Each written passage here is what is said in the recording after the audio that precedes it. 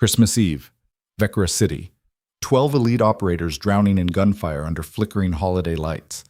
Command's final transmission. Hold position. Do not escalate. Translation? You're expendable. 6 blocks away, a woman with a rifle and 90 seconds on her watch whispered 3 words that would shatter every chain of command. They're not dying tonight. 1 trigger pull. 12 lives? A court-martial waiting at the other end. Stay with me until the final word. Like this story. Drop a comment with your city so I can see how far this tale travels across the world. The first thing Captain Logan Pierce noticed wasn't the bullets, it was the silence between them. That gap.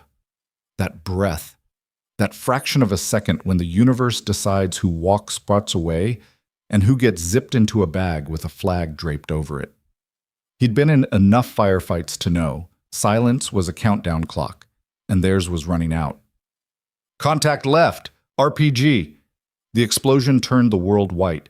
Pierce's helmet rattled against his skull.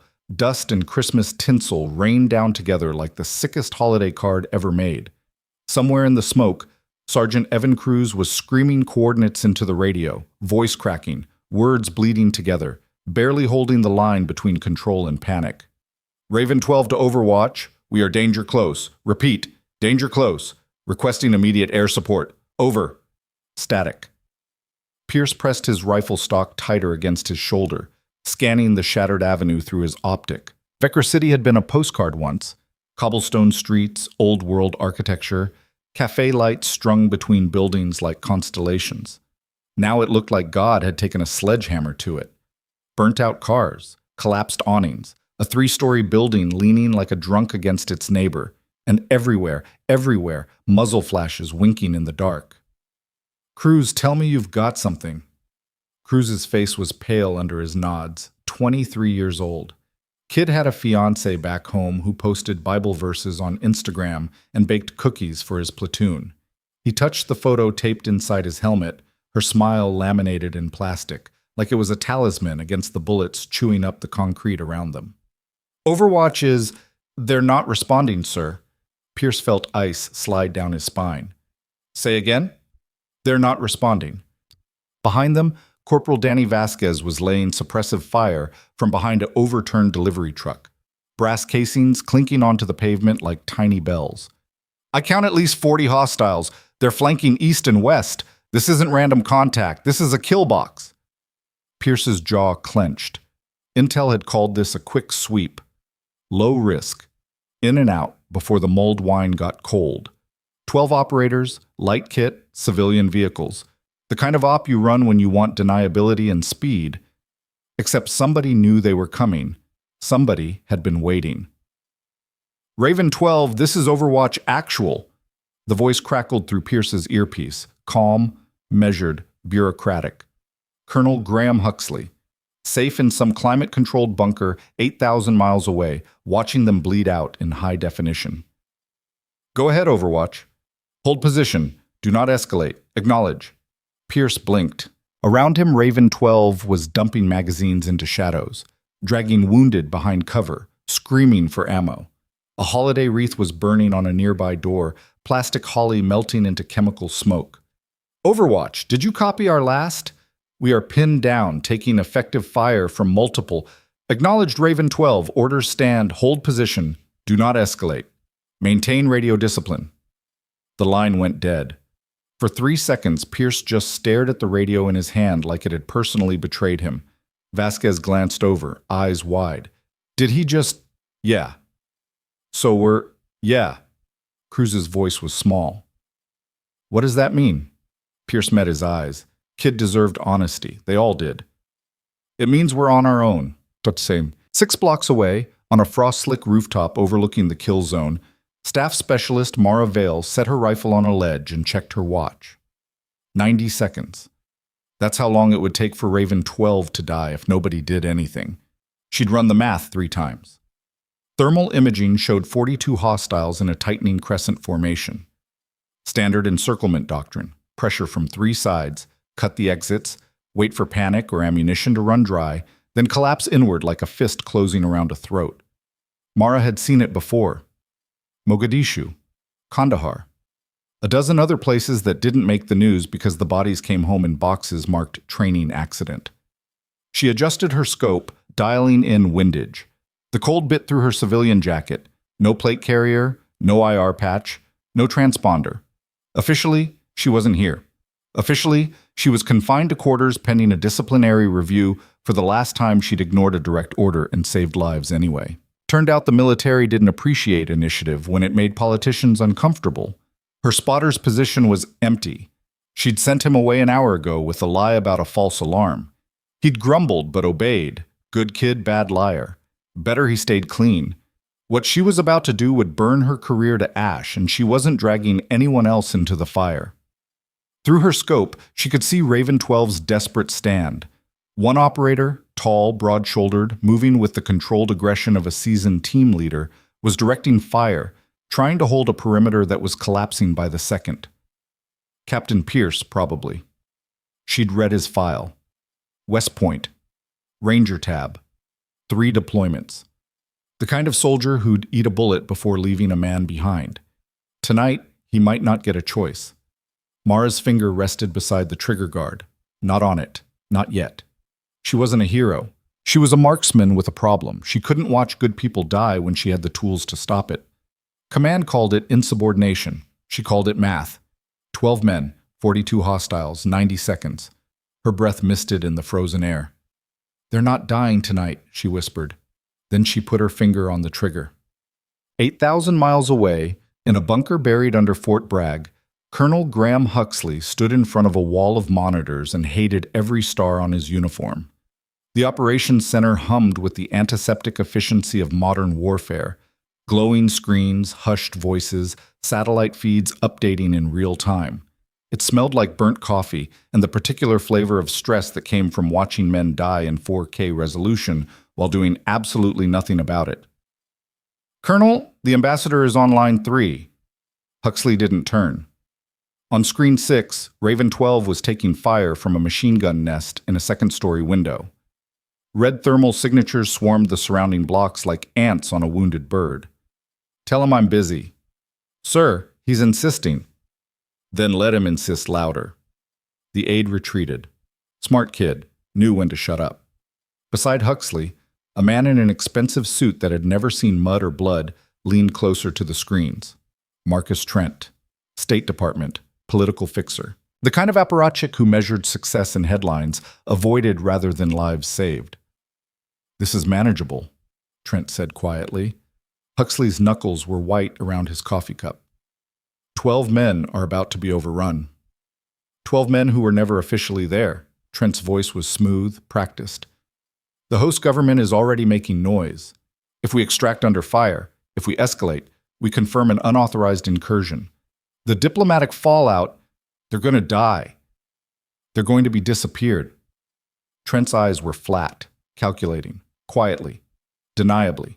No bodies, no confirmation, no international incident. Tragic, yes, but contained. Huxley turned slowly. "You're talking about my men like they're assets." Trent didn't blink. "Which is what they are, Colonel. And sometimes assets get expended to protect larger strategic interests. That's the job. You know it. I know it. They knew it when they signed up." For a long moment, Huxley just stared at him. Then he turned back to the screens.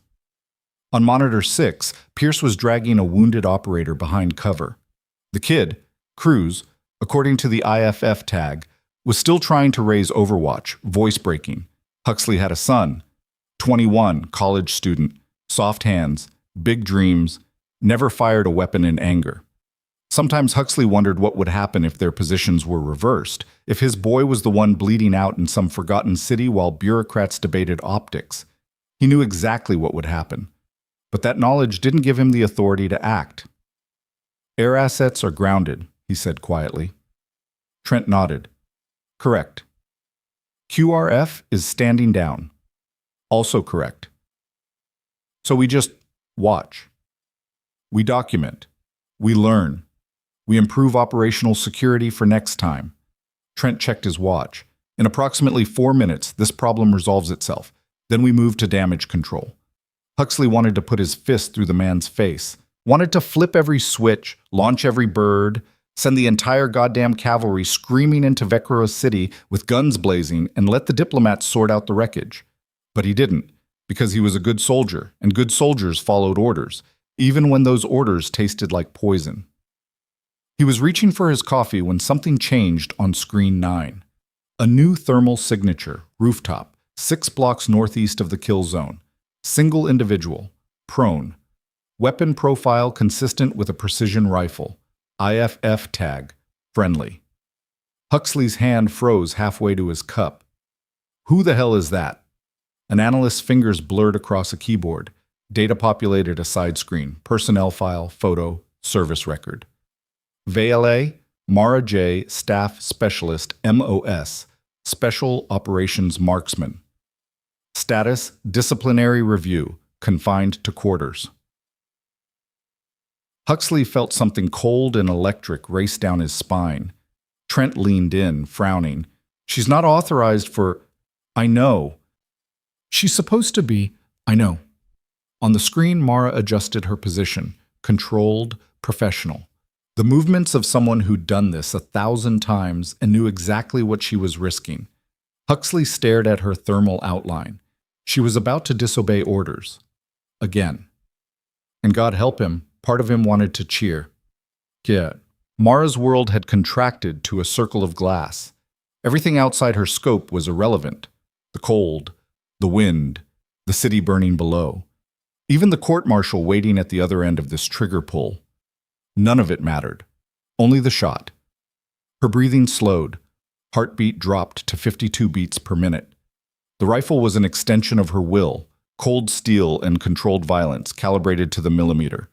Target acquisition, enemy commander. 6'2", tactical vest. Assault rifle slung, sidearm drawn, pointing, directing, orchestrating the slaughter with the casual confidence of a man who'd already won. Range, 847 meters. Wind, 4.2 knots, quartering left. Elevation, 23 meters above target. She adjusted for Coriolis effect, air density, the slight tremor in the building's foundation from distant explosions. The math was beautiful, pure, honest. Mathematics didn't care about politics. Below, the enemy commander raised his hand, signal for the final assault. In 30 seconds, Raven 12 would be overwhelmed. 42 hostiles would collapse inward, grenades and automatic fire. No mercy, no witnesses. Standard doctrine for a team that was never supposed to exist. Mara exhaled halfway and held it, squeezed. The suppressed rifle made a sound like a heavy book dropping on carpet, muted, forgettable, swallowed immediately by the frozen air. The enemy commander's head snapped back. He dropped like a puppet with cut strings. Confusion rippled through the hostile formation. Heads turned, radios squawked. Mara was already tracking her next target.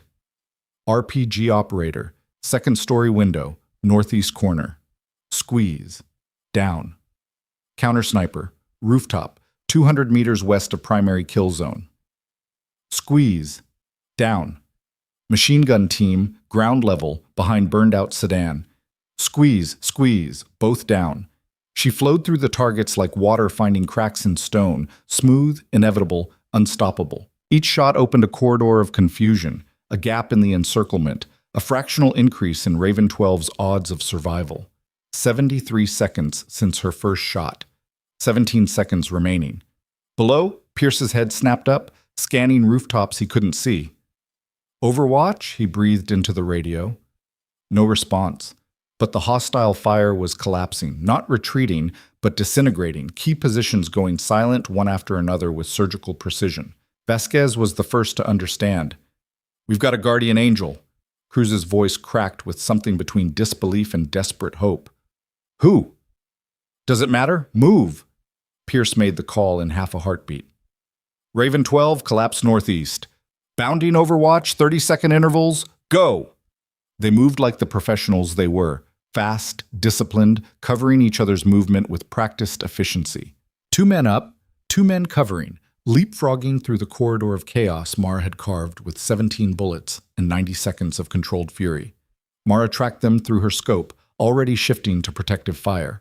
A hostile popped up from behind a barricade, rifle rising. Squeeze, down before he could fire. Another rushed from an alley, trying to cut off the retreat. Squeeze. He crumpled mid-stride. 87 seconds. The corridor was holding. Raven 12 was running. And then the sky opened up. 2 helicopters dropped out of the night like mechanical angels. Blackhawks running dark, no markings. They swooped low over shattered buildings, rotors screaming, downwash kicking up dust and debris and broken Christmas decorations in a whirlwind of noise and fury. Mara lifted her head from the scope, blinking. She hadn't called those birds. Command had grounded all assets. So who the hell?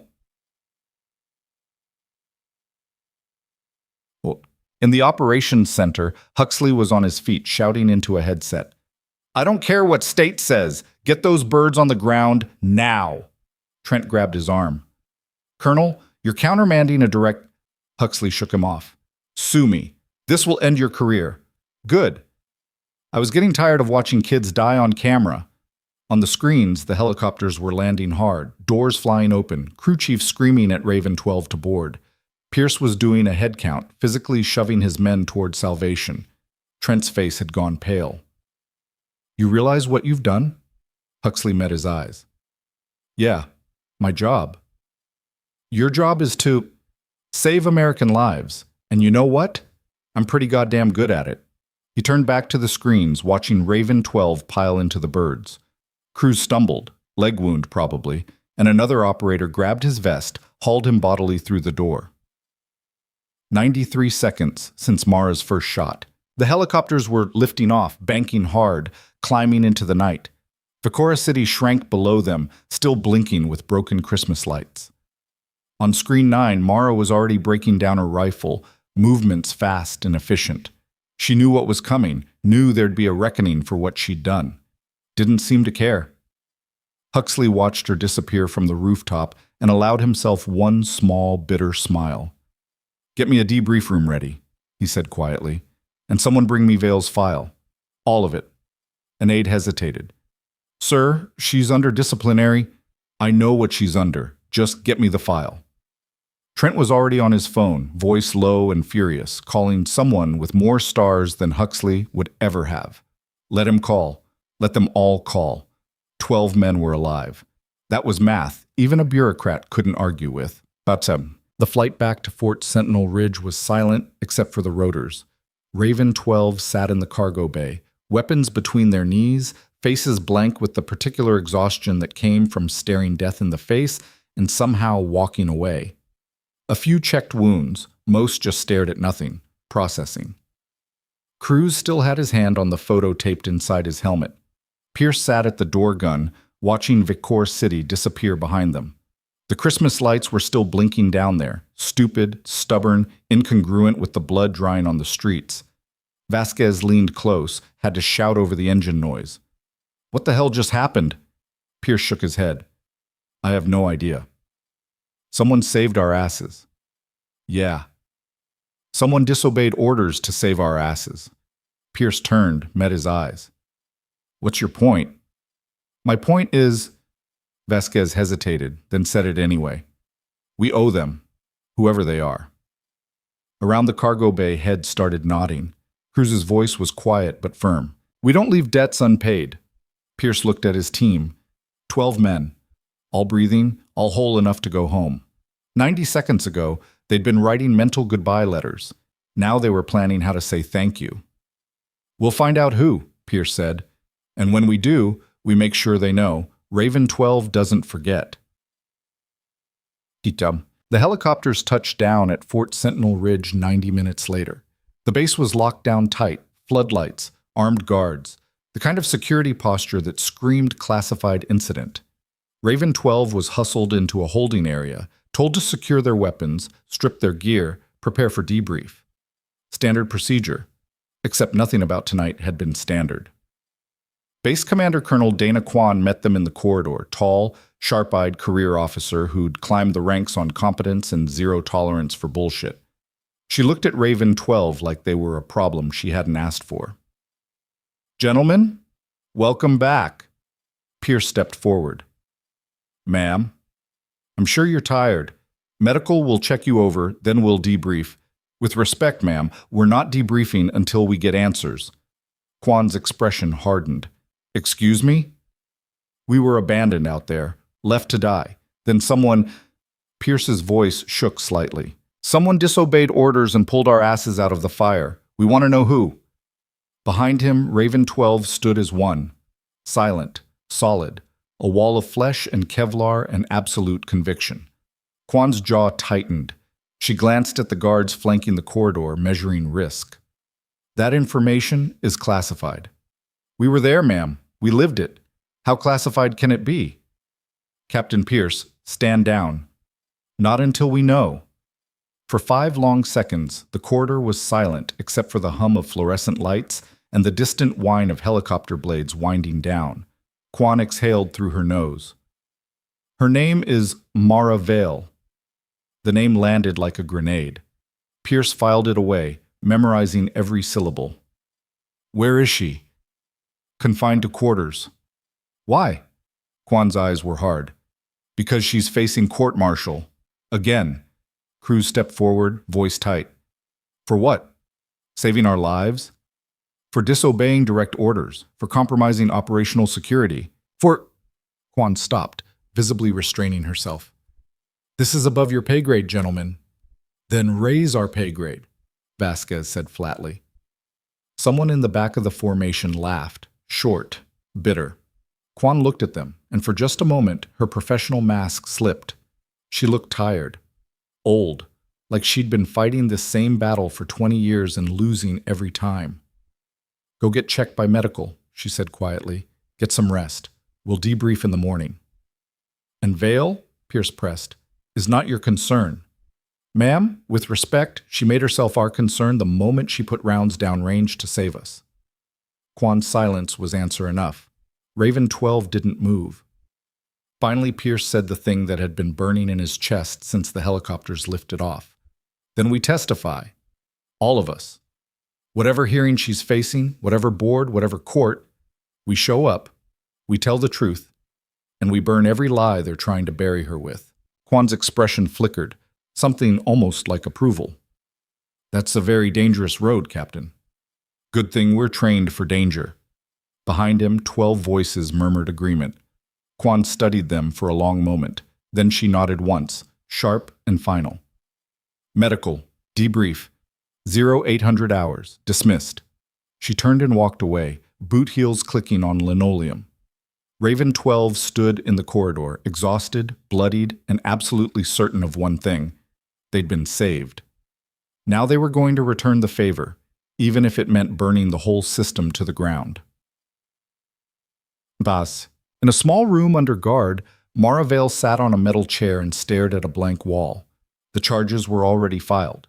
Insubordination, unauthorized use of force, compromising operational security, disobeying a direct order during an active mission. All true. All career-ending. All worth it. She closed her eyes and saw it again. The corridor opening, Raven 12 running, helicopters dropping from the sky like answered prayers. 90 seconds, 12 lives, 1 trigger, no regrets. Her door rattled. A guard appeared, expression carefully neutral. You have mail. He slid a thick envelope through the slot. Mara turned it over in her hands. No return address. Just her name in 12 different handwriting styles. She opened it. The first letter was from Cruz. Short, simple. A photograph fell out. Him and a woman in a white dress, smiling under an arch of flowers. This is Emily. We're getting married next month. I almost never got to see this day. Thank you for giving me a future. The second was from Vasquez. Longer, angrier. They left us to die because it was politically convenient. You told them to go to hell and saved us anyway. If that's what insubordination looks like, then I hope they promote it to doctrine. The third was from someone she didn't know. Just a signature and a photo of 2 kids in matching Christmas pajamas. My girls, I get to watch them open presents tomorrow because of you. 12 letters, 12 voices, 12 reasons she'd done it. At the bottom of the envelope, folded carefully, was something else, a full incident report, classified markings stamped across every page. Huxley's signature at the bottom. It documented everything, every political order, every moment of abandonment, every second of Mara's 90-second rescue. The evidence that would either clear her name or bury her deeper. She didn't know which. But reading those letters, seeing those faces, she knew one thing with absolute certainty. She'd do it again, every single time. The letters sat on his metal table like evidence at a trial, which, Mara supposed, they would be soon enough. She read them twice, then a third time, memorizing the handwriting, the cadence, the weight of gratitude that pressed through the paper like prayers carved into stone. Cruz's wedding photo. Vasquez's fury. The Christmas pajamas that two kids would actually get to wear because their father was still breathing. 90 seconds of her life had changed 12 others. The math was simple. The consequences would be anything but. A key rattled in the lock. The door swung open. Two MPs stood in the corridor, faces neutral, hands resting near sidearms they wouldn't need but carried anyway because protocol was protocol. Staff Specialist Vale, you're being transferred. Mara stood slowly, leaving the letters on the table. Where? Building 7. Legal review. Translation. The machinery was moving, gears turning. The system digesting what she'd done and deciding how to classify the wreckage. Hero or criminal, savior or liability. She knew which one the paperwork would choose. She walked between the MPs without resistance. The base was quiet at 0400 hours. Just the hum of generators, the distant whine of a C-130 taxiing on the runway, the kind of industrial silence that military installations perfected. They passed a window overlooking the main quad. Floodlights bleached the concrete white. A flag snapped in the wind, stars and stripes against a sky going gray at the edges. Mara had worn that flag on her shoulder for 9 years, bled for it, killed for it, disobeyed orders twice to protect the people who served under it. She wondered if that would count for anything when they read the verdict. Building 7 was administrative. Fluorescent lights, beige walls, the smell of burnt coffee and laser printer toner. They walked her past cubicles where junior officers were already at their desks, drowning in spreadsheets and PowerPoint slides. War in the modern age, fought with bullets overseas, processed with forms back home. The conference room at the end of the hall had its blinds drawn. The MPs stopped at the door. One knocked twice. Come in.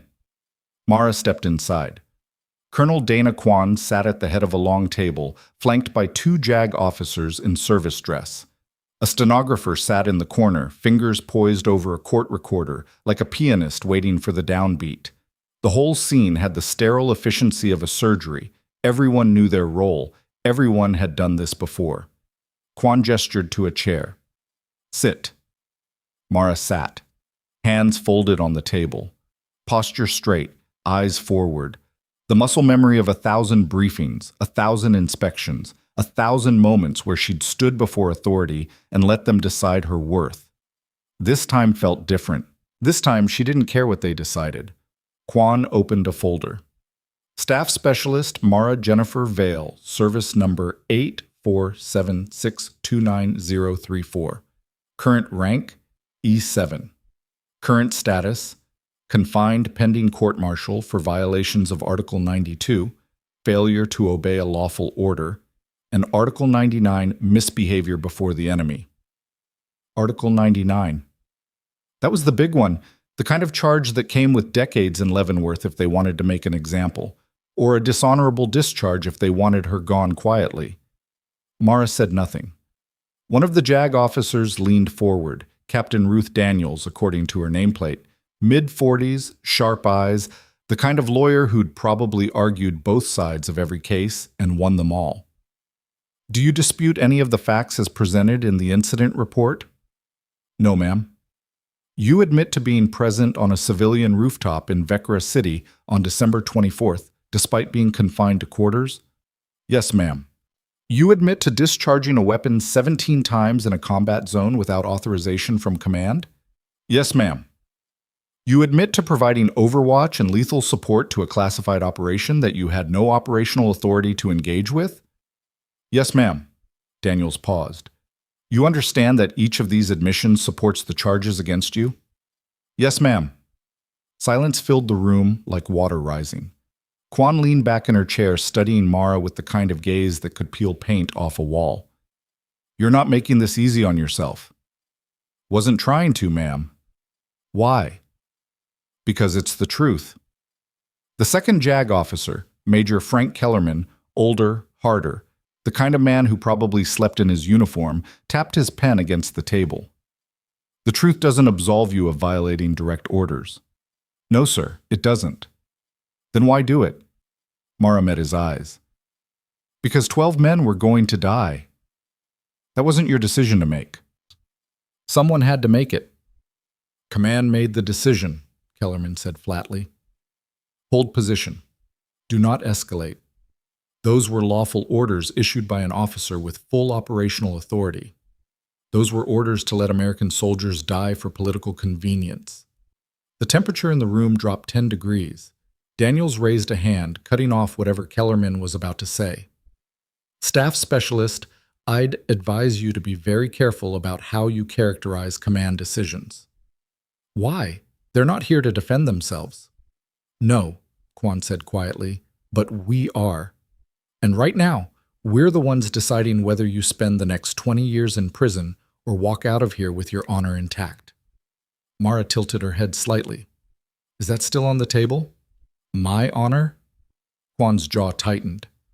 That depends on what you say next. For a long moment, Mara just looked at the three officers across the table. They weren't enemies. They were cogs in the same machine she'd been part of for 9 years. Good people doing impossible jobs, following orders, maintaining the system. But the system had left 12 men to die, and Mara had decided that math didn't work for her anymore. I violated direct orders, she said slowly. I acted without authorization. I put myself in a combat zone while under disciplinary review. All of that is true. She leaned forward. But I'd do it again, every single time.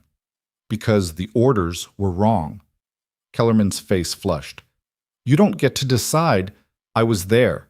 I saw the thermal imaging. I ran the numbers. 42 hostiles, 12 operators, 0 support. Command knew they were going to die and chose to let it happen rather than risk diplomatic blowback. That's not... It's in Huxley's report. Mara's voice was steel. Every transmission, every denied request, every second they bled while bureaucrats debated optics. It's all documented. Daniels and Kellerman exchanged a glance. Quan didn't blink. You've read Colonel Huxley's report? It was in the envelope, along with the letters from Raven 12. Yes, ma'am. Quan's expression was unreadable. Those letters are technically witness testimony, admissible in a court-martial proceeding. I'm aware. They paint a very different picture than the charges suggest. They paint the truth. Kellerman slammed his hand on the table. The truth is you're a loose cannon with a history of insubordination. This is the second time you've ignored orders. To save lives, Mara finished. The first time was Kandahar. 5 men pinned in a school building. Command said hold for QRF. QRF was 40 minutes out. They had maybe 10. I moved position, provided suppressive fire, got them to cover. And you were reprimanded.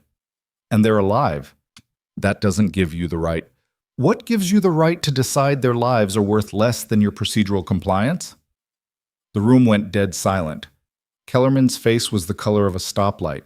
Daniels was staring at Mara like she'd just pulled a grenade and dropped it on the table. Even the stenographer had stopped typing. Quan stood slowly. Major Kellerman, Captain Daniels, give us the room. Colonel, I don't think...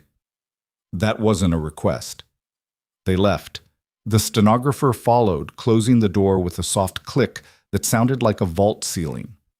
Quan walked to the window, hands clasped behind her back. For 30 seconds, she just stared at the gray morning light bleeding across the base. When she spoke, her voice was quiet. I have a daughter, 18, just enlisted, going through basic next month.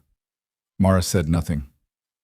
Every night, I think about what happens if she ends up in a situation like Vicora City.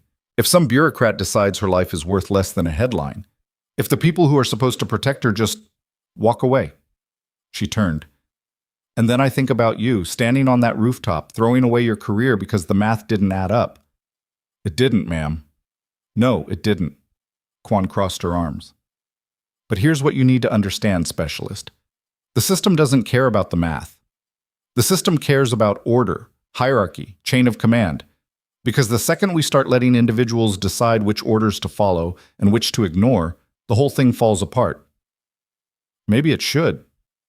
You really believe that? Mara thought about Cruz's wedding photo, Vasquez's kids in Christmas pajamas, the 12 voices in those letters. I believe people matter more than procedure. Quan laughed, short, bitter. You sound like my daughter. Is that a bad thing? It's a dangerous thing. Quan sat back down, leaning across the table. Listen to me. What you did in Vecra City is going to have consequences. Big ones. People way above my pay grade are already circling. Some want to bury you. Some want to parade you around as proof the system works. None of them care about the truth. What do you care about? The question hung in the air like smoke. Quan met her eyes. I care about whether my daughter comes home in one piece, and I care about whether people like you are still in the fight when she needs you. Then drop the charges. I can't. You're the base commander. And there are 3 generals and a Senate committee breathing down my neck. Quan's voice was tight. The best I can do is make sure the process is fair, that Raven 12 gets to testify, that Huxley's report makes it into evidence. After that, it's politics. After that, it's survival. Quan stood. Yours, mine, the whole damn system. She walked to the door, paused with her hand on the handle. For what it's worth, Specialist, my daughter's lucky people like you exist. She left. Mara sat alone in the empty conference room, listening to the hum of fluorescent lights and the distant rumble of jets on the runway. People like you. She'd heard that before, usually right before someone tried to court-martial her. Across the base, in the officers' quarters, Captain Logan Pierce couldn't sleep. He'd tried. Shower, clean uniform, bed with actual sheets instead of a blood-soaked Kevlar vest. But every time he closed his eyes, he was back in Vecra City. Muzzle flashes winking in the dark, Cruz's voice cracking over the radio, that terrible silence from Overwatch that meant they'd been written off.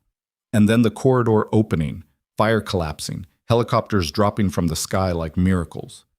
90 seconds. He kept running the math. 17 confirmed kills, 0 friendly casualties, surgical precision under pressure that would have broken most trained marksmen.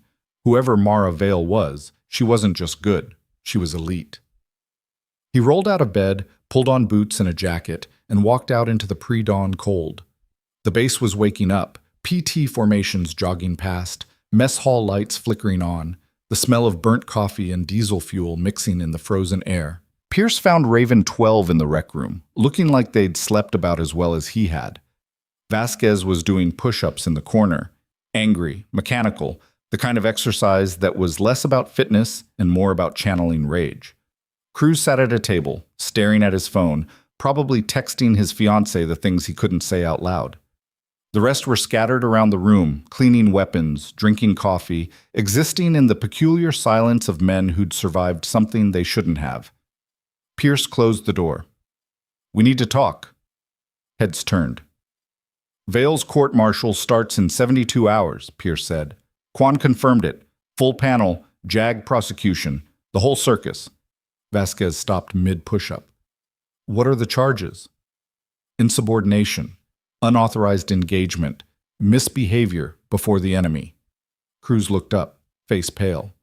That's 20 years in Leavenworth if they want to push it. Dishonorable discharge if they want her gone quietly. The room erupted. That's bullshit! She saved our lives! We were abandoned! Pierce raised a hand. The noise cut off like someone had hit a switch. I know, which is why we're going to do something about it. He pulled a folder from inside his jacket, dropped it on the table. Inside, copies of Huxley's report, transcripts of the radio transmissions, thermal imaging from the operations center showing the encirclement, the denied requests for support, all of it classified, all of it damning. Where'd you get this? Vasquez asked quietly. Someone left it in my quarters. Unmarked envelope. Huxley? Probably, doesn't matter. What matters is this proves command left us to die, and Vale disobeyed orders to save us. Cruz picked up one of the transcripts, reading. His hands started shaking. They They just said no, over and over. We were dying, and they just... I know. How is that legal? It's not. Pierce's voice was hard. Which is why we're going to burn it down. Silence filled the room. Finally, one of the other operators, Sergeant Marcus Webb, demolitions expert, quiet guy, who only spoke when he had something worth saying, cleared his throat. What's the play, Captain? Pierce looked at each of them in turn. We testify. All of us. We walk into that court-martial and we tell the truth. Every denied request, every second we bled, every moment we thought we were going to die because some bureaucrat decided we were expendable. They'll bury us, someone said. Probably. Ruin our careers. Definitely. Try to discredit us, call us biased, say we're emotional. Without a doubt. Pierce leaned forward.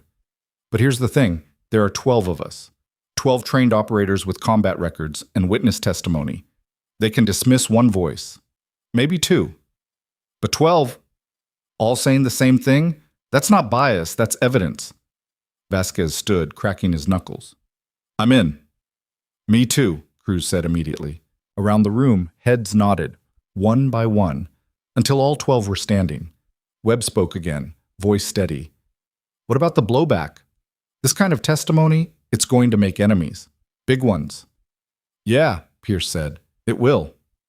And we're okay with that? Pierce thought about the moment on that rooftop, watching his team die, knowing help wasn't coming, feeling that terrible certainty that this was how it ended. And then the corridor opening, the hostile fire collapsing. A woman he'd never met throwing away her career so he could have a future. She didn't ask if it was okay, he said quietly. She just did it. Now it's our turn. Raven 12 stood in the rec room, 12 men bound by 90 seconds of violence and a debt they couldn't leave unpaid. Outside, the sun was rising over Fort Sentinel Ridge, painting the sky in shades of red and gold. It looked like fire. It looked like a reckoning. In a small office in the Pentagon, 3 men sat around a polished table and decided the future. General Marcus Aldrich, 3 stars, graying hair, the kind of career officer who'd spent 40 years navigating politics and knew exactly where the bodies were buried, tapped his finger against a manila folder. This is a mess. Across from him, Marcus Trent from State looked like he hadn't slept. It gets worse. Raven 12 is refusing to cooperate with damage control. They're demanding to testify. Demanding? Captain Pierce sent a formal request through his chain of command. All 12 operators are willing to provide sworn testimony about the mission parameters and command decisions. Aldrich's jaw tightened. Testimony saying what exactly? That they were abandoned, that Vale saved them, that the court-martial is retaliation for exposing command failure. The third man, Senator Howard Breckinridge, Armed Services Committee, expensive suit, political instincts honed over 3 decades, leaned back in his chair. Can we block the testimony? Legally? No. It's a court-martial. They have the right to call witnesses. What about operationally? Classify the mission. National security concerns. Trent shook his head. We already tried that angle. Huxley's report leaked. Copies are floating around. JAG has seen it. Base Legal has seen it. Half the damn base has probably seen it by now. Then we discredit Huxley. He's a decorated combat officer with 26 years of service and 0 blemishes on his record. Discrediting him makes us look worse. Aldrich stood, pacing to the window. Washington sprawled below, monuments and marble, power concentrated in stone. So what are our options? Limited. Trent pulled out his own folder. Thicker, heavier, the kind of document that represented months of work. Best case, we push the narrative that Vale is a rogue operator with a history of insubordination. Frame the court-martial as maintaining discipline and chain of command. And Raven 12? Emotional, biased, grateful, but unreliable witnesses. They're special operators, Aldrich said flatly, trained to operate under stress. Their testimony will carry weight. Then we settle. The room went quiet. Breckinridge raised an eyebrow. Explain. Trent opened his folder, pulled out a single sheet of paper. Offer Vale an honorable discharge, full benefits, no admission of wrongdoing on either side. She walks away clean, we avoid a public trial, and the whole thing disappears. She'll never take it, Aldrich said. She might, if we sweeten the deal. retirement benefits, medical coverage, a letter of commendation for her file. And if she refuses, then we prosecute, hard, make an example, send a message that the chain of command matters more than individual heroics. But Breckenridge studied the paper like it was a bomb that might go off. What about the political fallout? If this goes to trial and the testimony comes out, the media will eat it alive. Military abandons heroes, punishes savior. I can see the headlines now. It's containable, Trent said. We control the narrative, frame it as a complex operational situation where difficult decisions had to be made, emphasize the classified nature, remind people that not every hero gets a parade. Aldrich turned from the window, and Vale becomes the cautionary tale. Exactly.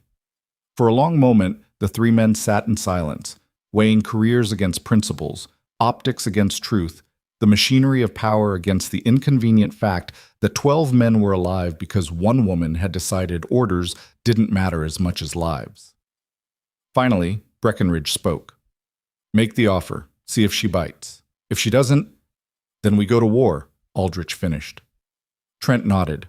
I'll have the paperwork ready by tomorrow. They stood, gathering folders, preparing to move on to the next crisis, the next decision, the next compromise that kept the machine running. None of them noticed the small detail buried in Trent's folder, a personnel file with a photo attached. Mara Vale. Sharp eyes. Set jaw. The expression of someone who'd already decided the cost was worth it. She looked like trouble.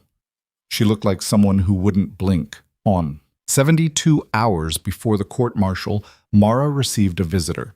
She was in her quarters, technically still confined, though the guards had relaxed slightly after legal review. A knock came at the door, formal and precise. Come in. A young JAG officer stepped inside carrying a briefcase. Captain Ruth Daniels, same lawyer from the preliminary hearing. Staff specialist, mind if I sit? Mara gestured to the only other chair in the room. Daniels set her briefcase on the bed, pulled out a thick document bound in legal blue. I've been assigned as your defense counsel. I didn't request one. The court requires it, even if you're planning to plead guilty. I wasn't planning to plead anything. I just told the truth. Daniels smiled thinly. The truth isn't a legal strategy, but we'll work with it. She opened the document. Here's where we stand. The prosecution has a strong case. You admitted to every charge. The evidence is clear. Normally this would be open and shut. But Raven 12 is making noise. Big noise. They've submitted formal requests to testify. They're threatening to go to the media if they're blocked. And Colonel Huxley's report, which somehow leaked despite being classified, makes command look like they left American soldiers to die. Mara said nothing. So the powers that be have authorized me to make you an offer. Daniels slid a single sheet of paper across the table. Honorable discharge. Full benefits. No admission of wrongdoing. You walk away clean. Mara looked at the paper without touching it. In exchange for? You withdraw any claims of wrongdoing against command. You don't testify about the mission parameters. You disappear quietly and let this whole thing blow over. They want me to lie. They want you to be silent. There's a difference. Not to me. Daniels leaned back. Look, I'm required to present this offer to you. I'm also required to tell you it's probably the best deal you're going to get. The alternative is a trial. Public testimony. Your entire service record picked apart. And even if you win, even if the panel sides with you, there are people in very high places who will make sure you never work in this field again. I'm aware. Then why not take the deal? Mara finally looked at her.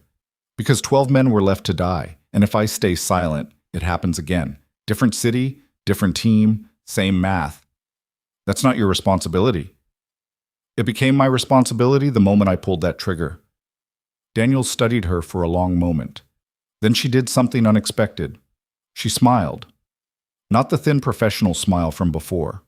A real one. You know what? I was hoping you'd say that. Mara blinked. What? The people who sent me here want you to take the deal. Quietly, cleanly, no fuss. Daniels pulled out another folder, thicker, personal. But I read your file. Really read it. Kandahar, Vakora. The pattern is clear. You don't back down.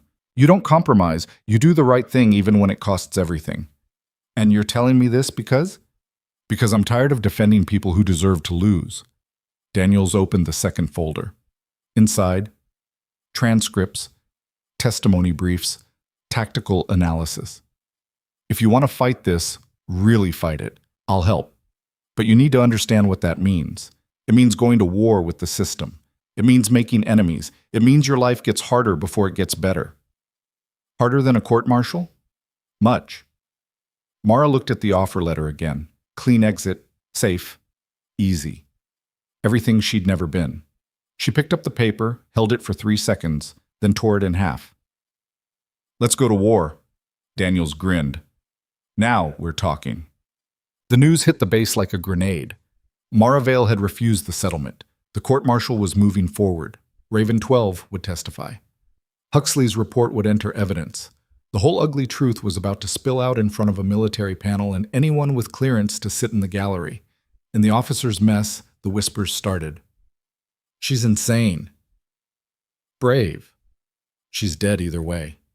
Pierce heard them all and ignored them. He had work to do. Raven 12 met in a secure briefing room. No windows, no recording devices, just 12 men and a stack of testimony briefs Daniels had prepared.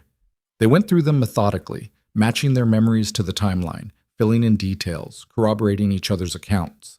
By hour 3, the picture was complete. A mission sold as low risk that was anything but. Intel that was either incomplete or deliberately misleading. Command decisions prioritizing political optics over American lives. And one woman who'd looked at the math and decided it didn't add up. Cruz set down his brief, hands shaking slightly. We're really doing this. Yeah, Pierce said. They're going to come after us, our careers, our reputations. Probably. Was it worth it? The question came from Webb, quiet and thoughtful. All of this. The risk? The fight? For one person? Pierce thought about the rooftop he couldn't see, the corridor that opened like a miracle, the 90 seconds that separated death from deliverance. She didn't ask that question, he said. When she pulled that trigger, she didn't calculate whether we were worth the cost. She just decided we were worth saving. And now we return the favor. Now we return the favor. Outside, the sun was setting over Fort Sentinel Ridge. The sky burned red and gold, beautiful and terrible, like the world itself was catching fire. In 72 hours, Mara Vale would walk into a courtroom and face judgment, but she wouldn't walk alone. 12 voices would stand with her, and the truth, messy, complicated, inconvenient, would finally get its day. The courtroom was smaller than Mara expected. She'd imagined something grand, high ceilings, flags, the weight of tradition pressing down like atmosphere. Instead, it was just a converted conference room in Building 7, with industrial carpet and fluorescent lights that hummed like wasps trapped in glass. A long table for the panel, another for prosecution, one for defense, chairs for witnesses, a gallery that could seat maybe 30 people if they squeezed. The intimacy made it worse somehow, like they were performing surgery in public. Mara sat beside Captain Daniels wearing her service dress uniform, creases sharp, ribbons aligned, boots polished to mirror shine. She looked like a recruitment poster, felt like a target. The panel filed in, 5 officers, ranks from major to colonel, faces carefully neutral. They'd been selected for impartiality, which meant they didn't know her personally, but had probably already formed opinions based on the case file. The math was simple. Soldier disobeys orders during combat. The system had one response to that math, and it usually involved bars. Colonel Kwan entered last, taking her seat as the senior member. She didn't look at Mara, didn't look at anyone, just sat with the rigid posture of someone carrying weight she couldn't put down. The JAG prosecutor stood, Major Frank Kellerman, same hard eyes from the preliminary hearing.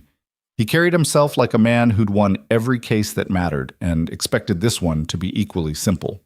All rise for the presiding officer. Everyone stood. A lieutenant colonel Mara didn't recognize took the center position at the panel table.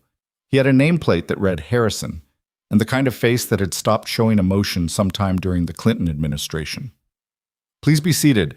This court-martial is now in session. The United States versus Staff Specialist Mara Jennifer Vale. The accused is charged with violations of Article 92, failure to obey a lawful order, and Article 99, misbehavior before the enemy. Harrison adjusted his reading glasses. How does the accused plead? Daniels stood. The defense enters a plea of not guilty, sir. A murmur rippled through the gallery. Mara heard it without turning, surprised whispers, the rustle of bodies leaning forward. She'd admitted everything in the preliminary hearing. Everyone knew it. The not guilty plea was a formality that meant only one thing. They were going to fight.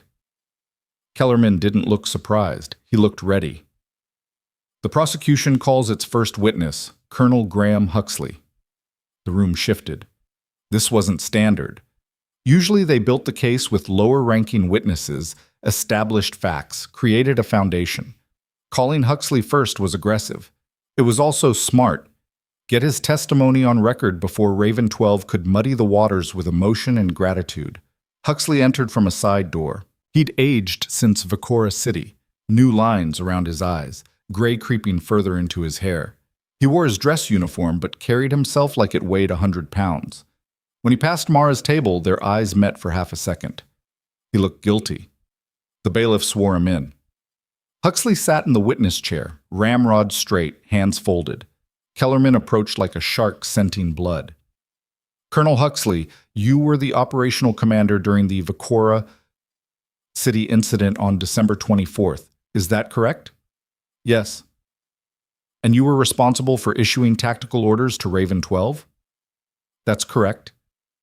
Can you describe the operational parameters of that mission? Huxley's jaw tightened. Raven 12 was conducting a classified reconnaissance operation in Vicora City. The mission was low profile, minimal footprint. The goal was to gather intelligence without escalating local tensions. And when Raven 12 encountered hostile contact, what were your orders? Hold position. Do not escalate. Why those specific orders? The host government had made it clear that any overt military action would be considered a violation of their sovereignty. We were operating in a gray zone, technically present but officially non-existent.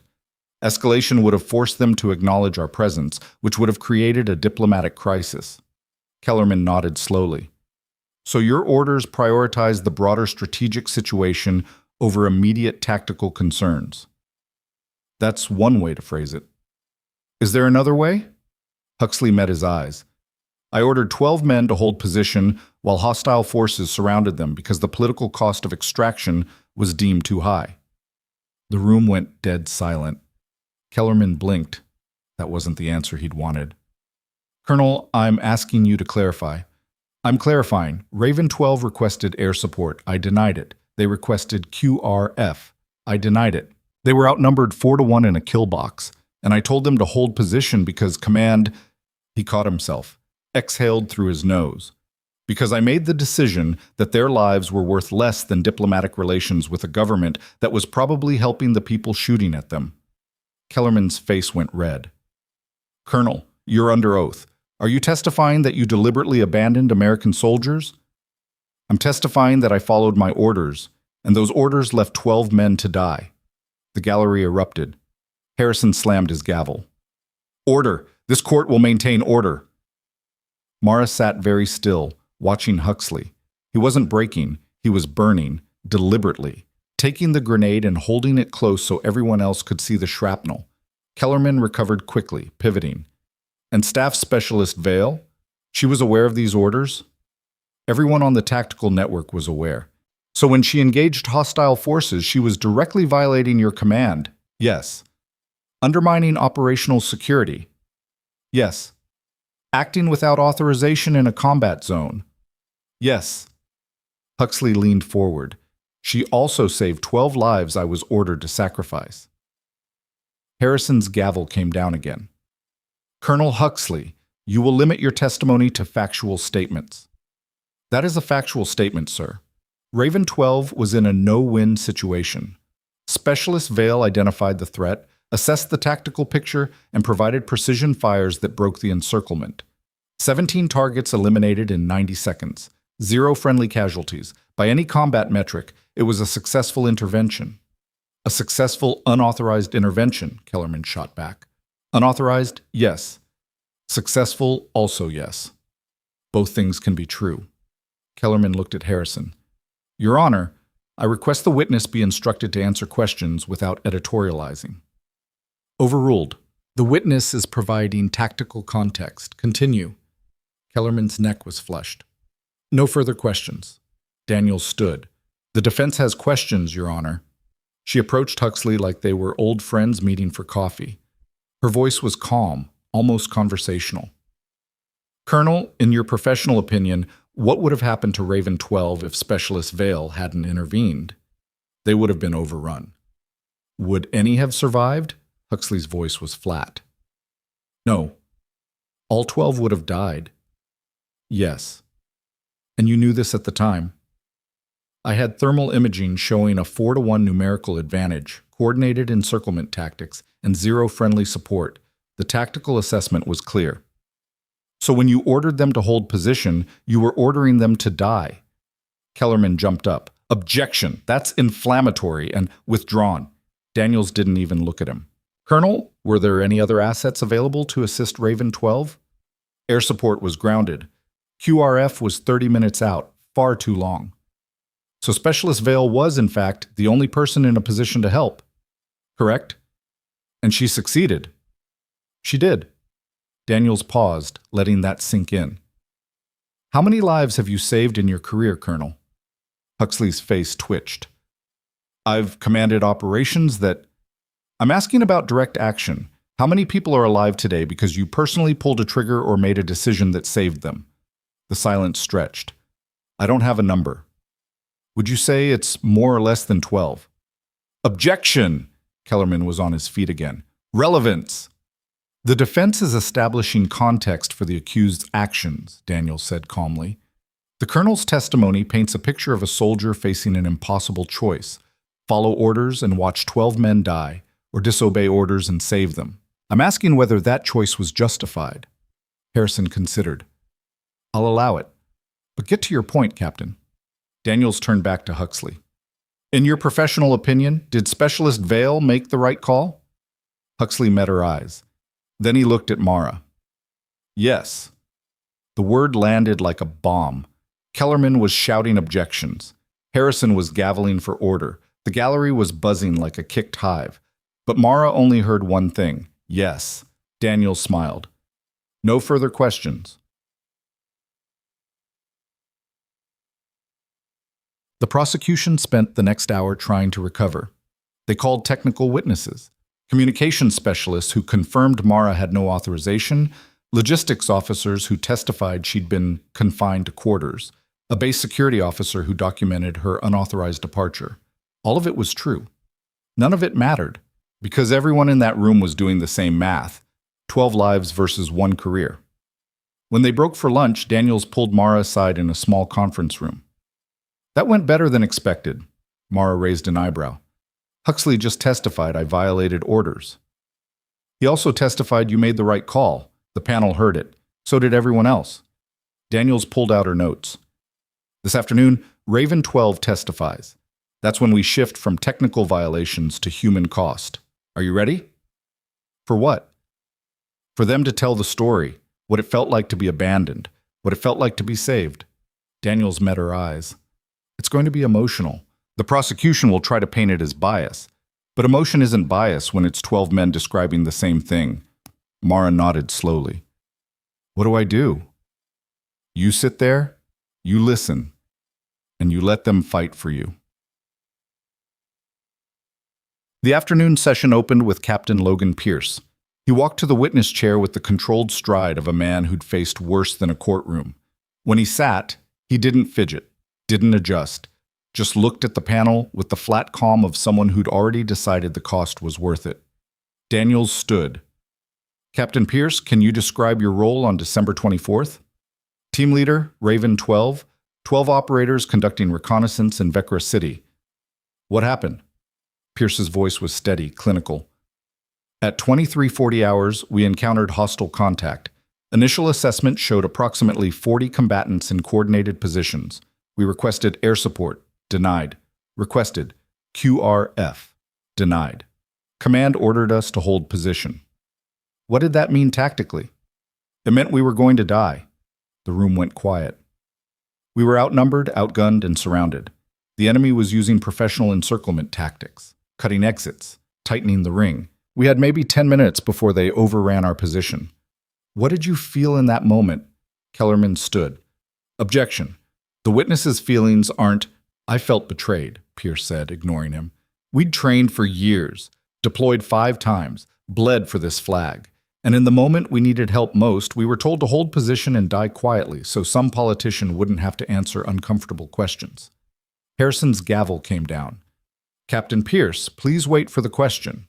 Pierce didn't apologize. Daniels continued. What happened next? The hostile fire started collapsing. Targets were dropping. Clean shots, surgical precision. Someone was providing overwatch. Did you know who? Not then. We just knew someone was fighting for us when command wouldn't. How many hostiles were eliminated? 17 confirmed kills in approximately 90 seconds. A ripple went through the panel. Even Harrison's neutral expression cracked slightly. And then? 2 helicopters appeared. We extracted. All 12 of us came home alive. Daniels let that sit for 3 seconds. If Specialist Vale hadn't intervened, would you be here today? No. Would any of Raven 12? No. No further questions. Kellerman stood for cross-examination. He looked like a man walking into a minefield and knowing it. Captain Pierce, you're grateful to Specialist Vale. That's understandable. I am. But gratitude doesn't change the fact that she disobeyed orders. Neither does the fact that we're alive. The military runs on chain of command. If every soldier decided which orders to follow based on personal judgment, then maybe fewer of us would come home in boxes because bureaucrats valued headlines over lives. The gallery murmured approval. Harrison's gavel came down. Kellerman tried again. You're emotional about this. I'm alive because of this. If that makes me emotional, I'll wear it. You can't know for certain you would have died. I was there, you weren't. I know exactly what happens when 40 hostiles close in and nobody's coming to help. Pierce leaned forward. Specialist Vale looked at the same situation you're looking at now, the rules, the orders, the chain of command, and she chose us. She chose people over procedure. If that's insubordination, then every soldier in this room should hope they get someone like her watching their back. Kellerman had no response to that. No further questions. They cycled through Raven 12 one by one. Sergeant Evan Cruz testified about the wedding photo in his helmet, about texting his fiancée goodbye, about the moment the hostile fire collapsed and he realized he might actually make it home. Corporal Danny Vasquez testified about his kids in Christmas pajamas, about calculating how long the ammunition would last, about the sound of precision rifle fire cutting through the chaos like a scalpel. Sergeant Marcus Webb testified about the encirclement tactics, about recognizing they were facing professionals, not militia, about the corridor opening like a miracle because someone 6 blocks away decided 12 strangers were worth a court-martial. Each testimony built on the last. Different voices, same story, same gratitude, same certainty that Mara had made the right call even if it was the wrong one by regulation. By the time the 6th operator testified, Kellerman had stopped cross-examining. There was nothing to gain. No crack in their story, no bias to exploit. They were 12 men who'd looked death in the face and survived because one woman had calculated the math differently than command. When the last testimony ended, Harrison called for a recess. Mara sat in the empty courtroom afterward, listening to the fluorescent lights hum. Daniels appeared in the doorway. You okay? I don't know. That's fair. She sat down beside her. The panel's deliberating. Could be hours, could be days. What do you think they'll decide? Honestly, I have no idea. Legally, the prosecution has a strong case. You violated orders, that's clear. But the testimony, Daniels shook her head. 12 men standing up and saying you saved their lives? That carries weight. Maybe enough. Mara looked at her hands. And if it doesn't? Then we appeal. We fight. We make them explain why saving American soldiers is a crime. That could take years. Yeah, it could. They sat in silence. Finally, Mara spoke. I'd do it again. I know. Even knowing this, the trial, the cost, all of it, Daniels smiled. I know that too. That's why we might actually win. The panel deliberated for 11 hours. Mara spent them in a holding room with Daniels, drinking bad coffee and watching the clock tick forward. Raven 12 gathered in the hallway outside. They weren't allowed in the deliberation room, but refused to leave the building. Pierce sat against a wall cleaning his fingernails with a pocket knife. Cruz paced. Vasquez did push-ups. The others just waited with the infinite patience of soldiers who'd learned long ago that hurrying never helped. At 0300 hours, the bailiff appeared. Panels reached a verdict. The courtroom filled quickly despite the hour. Mara took her seat beside Daniels, feeling her pulse hammer in her throat. The panel filed in, faces unreadable. Harrison sat in the center holding a single sheet of paper. All rise. Everyone stood. Harrison looked at Mara. Staff Specialist Mara Jennifer Vale, this panel has heard the evidence and testimony regarding the charges against you. We have deliberated carefully. Please remain standing for the verdict. The room held its breath. On the charge of failure to obey a lawful order in violation of Article 92, we find the accused guilty. Mara didn't move, didn't blink. On the charge of misbehavior before the enemy in violation of Article 99, we find the accused not guilty. A murmur rippled through the gallery. Daniel's hand found Mara's arm, squeezed once. Harrison continued. The panel acknowledges that Staff Specialist Vale violated the direct order of a superior officer. This violation is supported by clear evidence and the accused's own testimony. However, the panel also finds that the accused's actions, while unauthorized, were taken in defense of American lives under imminent threat. The charge of misbehavior before the enemy requires deliberate action that aids the enemy or endangers fellow soldiers. The evidence shows the opposite. 17 hostile combatants eliminated and 12 American operators rescued without friendly casualties.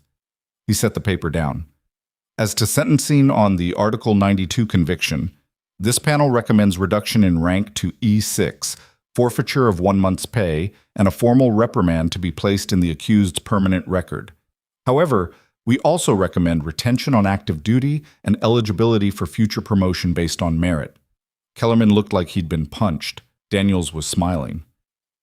Harrison met Mara's eyes. Specialist Vale, this panel recognizes that you faced an impossible choice: obey orders or save lives. You chose the latter.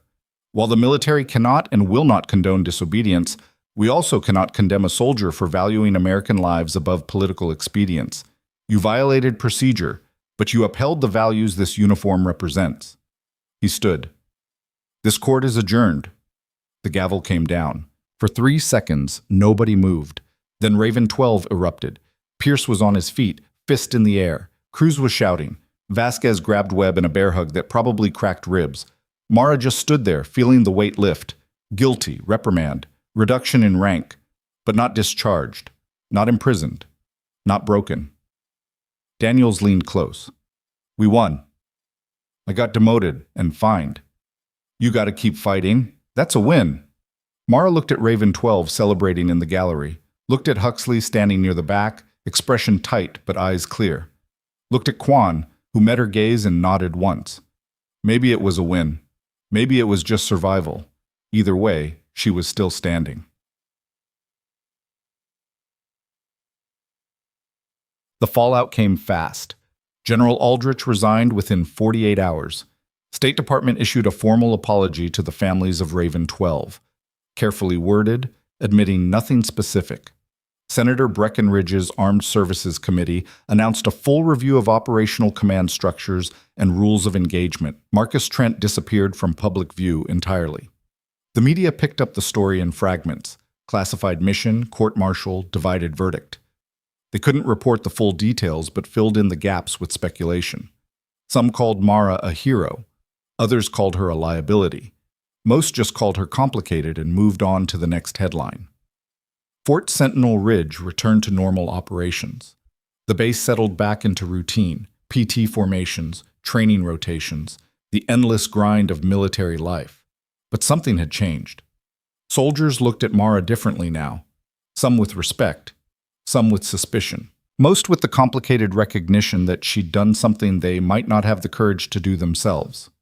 She wore her E6 rank with the same precision she'd worn E7, trained the same, shot the same, followed orders the same mostly. 3 weeks after the verdict, she received a summons to Colonel Kwan's office. She knocked twice, waited for permission. Enter. Kwan sat behind her desk, reading a file. She gestured to a chair without looking up. Mara sat. For 30 seconds, Kwan just read. Then she closed the file and met Mara's eyes. You've been reassigned. Mara's stomach dropped. Ma'am? Special Operations Training Group, Fort Bragg. They want you teaching precision marksmanship and tactical decision-making. Kwan slid the orders across the desk. You leave in 2 weeks. Mara stared at the paper. They want me training operators? Apparently, there's a belief that soldiers should learn how to think critically under pressure, how to weigh mission parameters against human cost, how to make hard calls when command isn't there to hold their hand. Kwan's expression was unreadable. Someone suggested you'd be good at teaching that. Who? Colonel Huxley, before he retired. Mara looked up sharply. Huxley retired? Voluntarily, said he'd spent too long following orders he didn't believe in.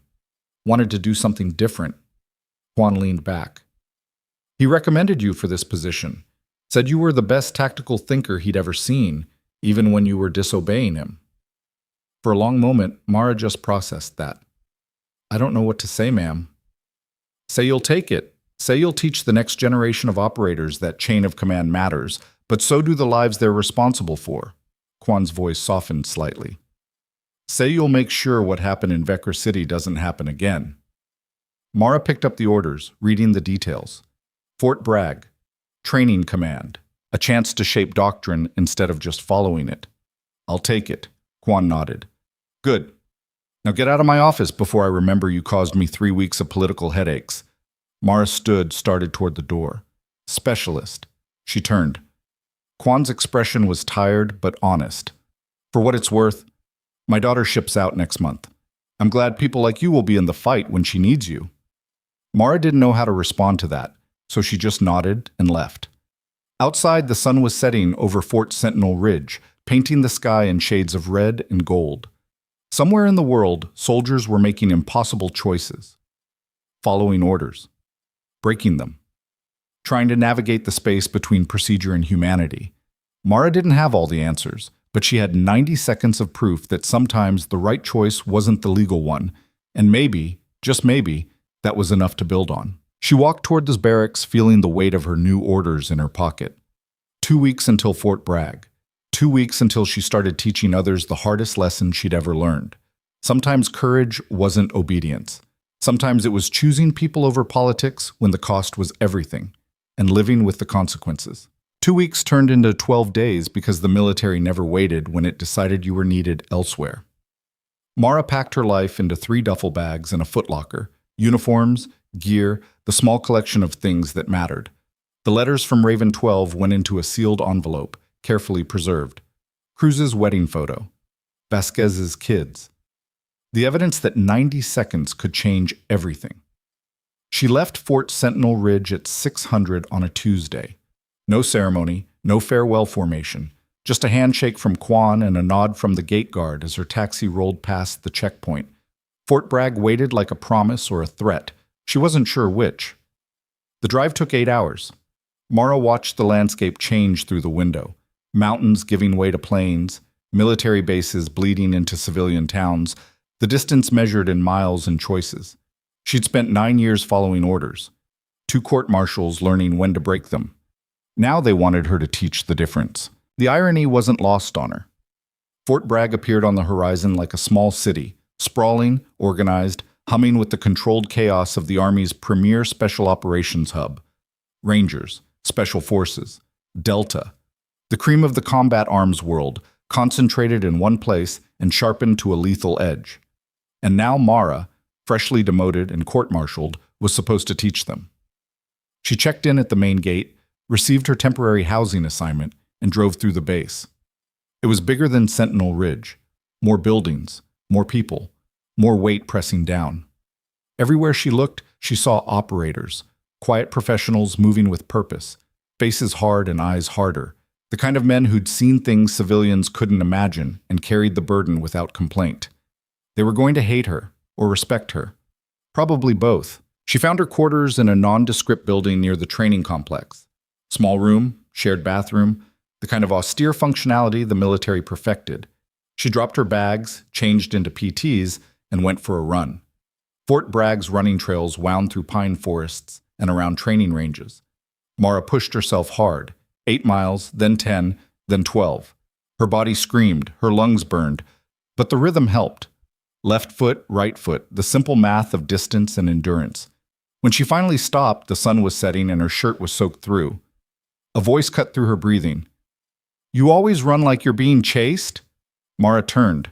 A man stood beside the trail, mid-40s, compact build, the kind of weathered face that came from decades in hard places. He wore PT gear but carried himself with the casual authority of senior rank. "Depends on who's chasing," Mara said. He smiled. "Sergeant Major Rick Cortez. I run the Special Operations Training Group." Mara straightened slightly. Staff Specialist Mara Vale reporting as assigned. "At ease, we're not big on formality here." Cortez gestured down the trail. "Walk with me." They fell into step together, moving at a slow, cool-down pace. Cortez spoke first. "Read your file. Hell of a story." "That's one word for it." "Court-martial, demotion, 12 saved lives." He glanced at her. "You've got people here who think you're a hero. Others think you're a liability. Most think you're both. What do you think?" "I think you made a hard call under pressure and lived with the consequences. That's what we train people to do." He paused. "Question is, can you teach it?" Mara considered. "I don't know." "Good answer. Wrong answer would have been yeses." Cortez stopped walking, turned to face her. "Here's the reality. You're walking into a room full of operators who've been doing this longer than you've been alive. They're going to test you, push you, look for cracks. I'm used to that. Maybe. But this is different. At Sentinel Ridge, you were a specialist. Here, you're an instructor. That means every word matters. Every decision gets scrutinized. Every lesson shapes how they operate downrange." His voice hardened. "You teach wrong, people die. You teach right, they come home. That's the math." Mara met his eyes. "I understand." "Do you? Because what you did in Victoria City, that was one trigger pull. This is hundreds of students over years. The impact multiplies." "I get it." Cortez studied her for a long moment. Then he nodded. "Okay, you start tomorrow, 0600 hours. Building 12. First class is advanced marksmanship. 20 shooters, all experienced, all cocky. They're going to want to know why they should listen to someone who got demoted for disobeying orders." "What should I tell them?" "The truth. Always the truth." He started walking again. "And specialist? The truth isn't just what happened, it's why it mattered." He left her standing on the trail, watching the last light fade from the sky. Building 12 was a converted warehouse that smelled like gun oil and concrete dust. Mara arrived at 0545, finding the range already occupied. 20 shooters in various states of preparation, some cleaning rifles, others running dry fire drills, a few just standing around drinking coffee and talking in the shorthand language of professionals who'd worked together long enough to communicate in grunts. They noticed her immediately. Conversations died. Eyes tracked her movement. She set her rifle case on a table and started unpacking, slow, methodical, giving them time to size her up. Her weapon was a custom-built precision rifle, .308 caliber, hand-loaded rounds, the kind of tool that cost more than most cars and required 1,000 hours of practice to master. One of the shooters approached, tall, built like a linebacker, wearing a ranger tab and the kind of confidence that came from being the best in every room he entered. "You the new instructor?" "That's right. Heard you got court-martialed." "You heard correctly." He grinned. "Heard you saved 12 guys by disobeying orders." "Also correct." "So, which one's the real story?" Mara looked at him. "Both." The grin widened. "I'm Sergeant First Class Mike Torres. These ugly bastards are my team." He gestured to the others. We're here to learn precision shooting from the specialist who can't follow orders. Then let's get started. She walked to the front of the range, feeling 20 pairs of eyes drilling into her back.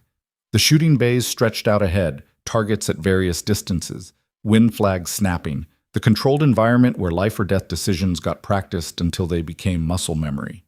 Mara turned to face them. My name is Mara Vale. I'm an E6 with 9 years in service, 2 deployments, 1 Medal of Commendation, and 1 court-martial for disobeying direct orders during combat operations. She paused. I'm here to teach you precision marksmanship and tactical decision-making. Questions? Torres raised his hand. Yeah, why should we listen to someone who got demoted? Because I made a choice that saved 12 lives and cost me rank. That means I understand the price of pulling a trigger. Another shooter, older, graying at the temples, wearing a special forces patch, spoke up. What if the choice is wrong? Then you live with it, or you don't. Either way, you made the call. A third voice, younger. How do you know when to disobey? Mara met his eyes. You don't, not for certain, but you run the math, the mission, the lives, the consequences, and you decide what you can live with. Command gives orders. You execute. But if those orders mean good people die for bad reasons, you have a choice. Follow them and live with the bodies. Break them and live with the fallout. The room was silent. Torres crossed his arms. And you chose the fallout. Every time. He nodded slowly. Okay, show us what you got. Ta-tick. The next 6 hours were brutal. Mara ran them through fundamentals, breathing control, trigger discipline, reading wind, compensating for distance and elevation. Most of it they already knew, but she pushed deeper, forcing them to articulate why each technique mattered, how it connected to the larger picture of putting rounds downrange under stress. Then she introduced scenarios. Torres, you're providing overwatch for a rescue operation, hostage situation. You've got a shot on the primary hostile, 90% confidence, but there's a kid in the background, partial concealment, 5% chance of collateral damage. Command says take the shot. What do you do? Torres frowned.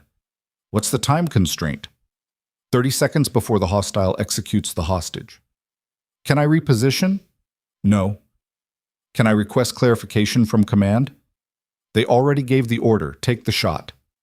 Torres stared at the imaginary scenario, jaw working. Finally, I take it. Why? Because 90% saves 1 life guaranteed. 5% risk is acceptable collateral damage given the stakes. Mara nodded. Now, command changes the parameters. The kid is the hostile's son, 15 years old. He's holding a weapon but not aiming. New order. Neutralize both threats. What do you do? The room shifted. This wasn't a marksmanship question anymore. Torres's voice was tight. I need more intel. You don't have it. 30 seconds. Command wants both targets down. The kid's not an active threat. Command disagrees. 20 seconds. Then command is wrong. So you disobey? Torres met her eyes. I take the primary hostile, let the kid drop the weapon or run. If he raises it, I engage. If he doesn't, he lives. That's not the order. It's the right call. Mara held his gaze for 3 seconds. Then she nodded. Correct. The room exhaled. She moved to the next shooter. Your turn. You've got 3 hostiles converging on a friendly position. You can take 2 before they reach cover. Which 2? The scenarios escalated, moral weight increasing, time shrinking, stakes climbing. Some made the hard calls quickly, others froze. A few argued with her, pushing back on the parameters, demanding more information. She gave them none. Because downrange there was never enough information, never enough time, just the scope, the target, and the decision. By 1400 hours they were exhausted. Not physically, they were operators, they could run all day. But mentally, the constant pressure of impossible choices had ground them down. Mara called a break. Torres approached, wiping sweat from his face despite the cool air. That was brutal. That was Tuesday. You always teach like that? Forcing people to choose between bad options? I teach people to own their decisions, good, bad, or somewhere in between. She started breaking down a rifle. Vakora City wasn't about marksmanship. It was about looking at a situation and deciding what I could live with. Turns out I can live with a court-martial. I can't live with 12 dead operators. Torres nodded slowly. How many times you been in that position? Having to choose? Twice. Kandahar and Vikora. Both times you disobeyed? Both times I chose people over procedure. And you got punished both times. Yeah. Worth it? Mara thought about Cruz's wedding, Vasquez's kids, the 12 letters that made 90 seconds of disobedience mean something. Every single time. Torres extended his hand. I'm glad you're here, Specialist. We need more instructors who understand the cost. They shook. Around the range, the other shooters were nodding. Not all of them. Some still looked skeptical, some openly hostile. But enough. Enough to matter. The afternoon session focused on pure marksmanship. Mara walked the line, correcting positions, adjusting scopes, watching their technique. These were professionals. Their fundamentals were solid. But she pushed them to the edge, calling shots at distances that required accounting for Earth's rotation, air density, temperature gradients. At 1600 hours, she set up a demonstration.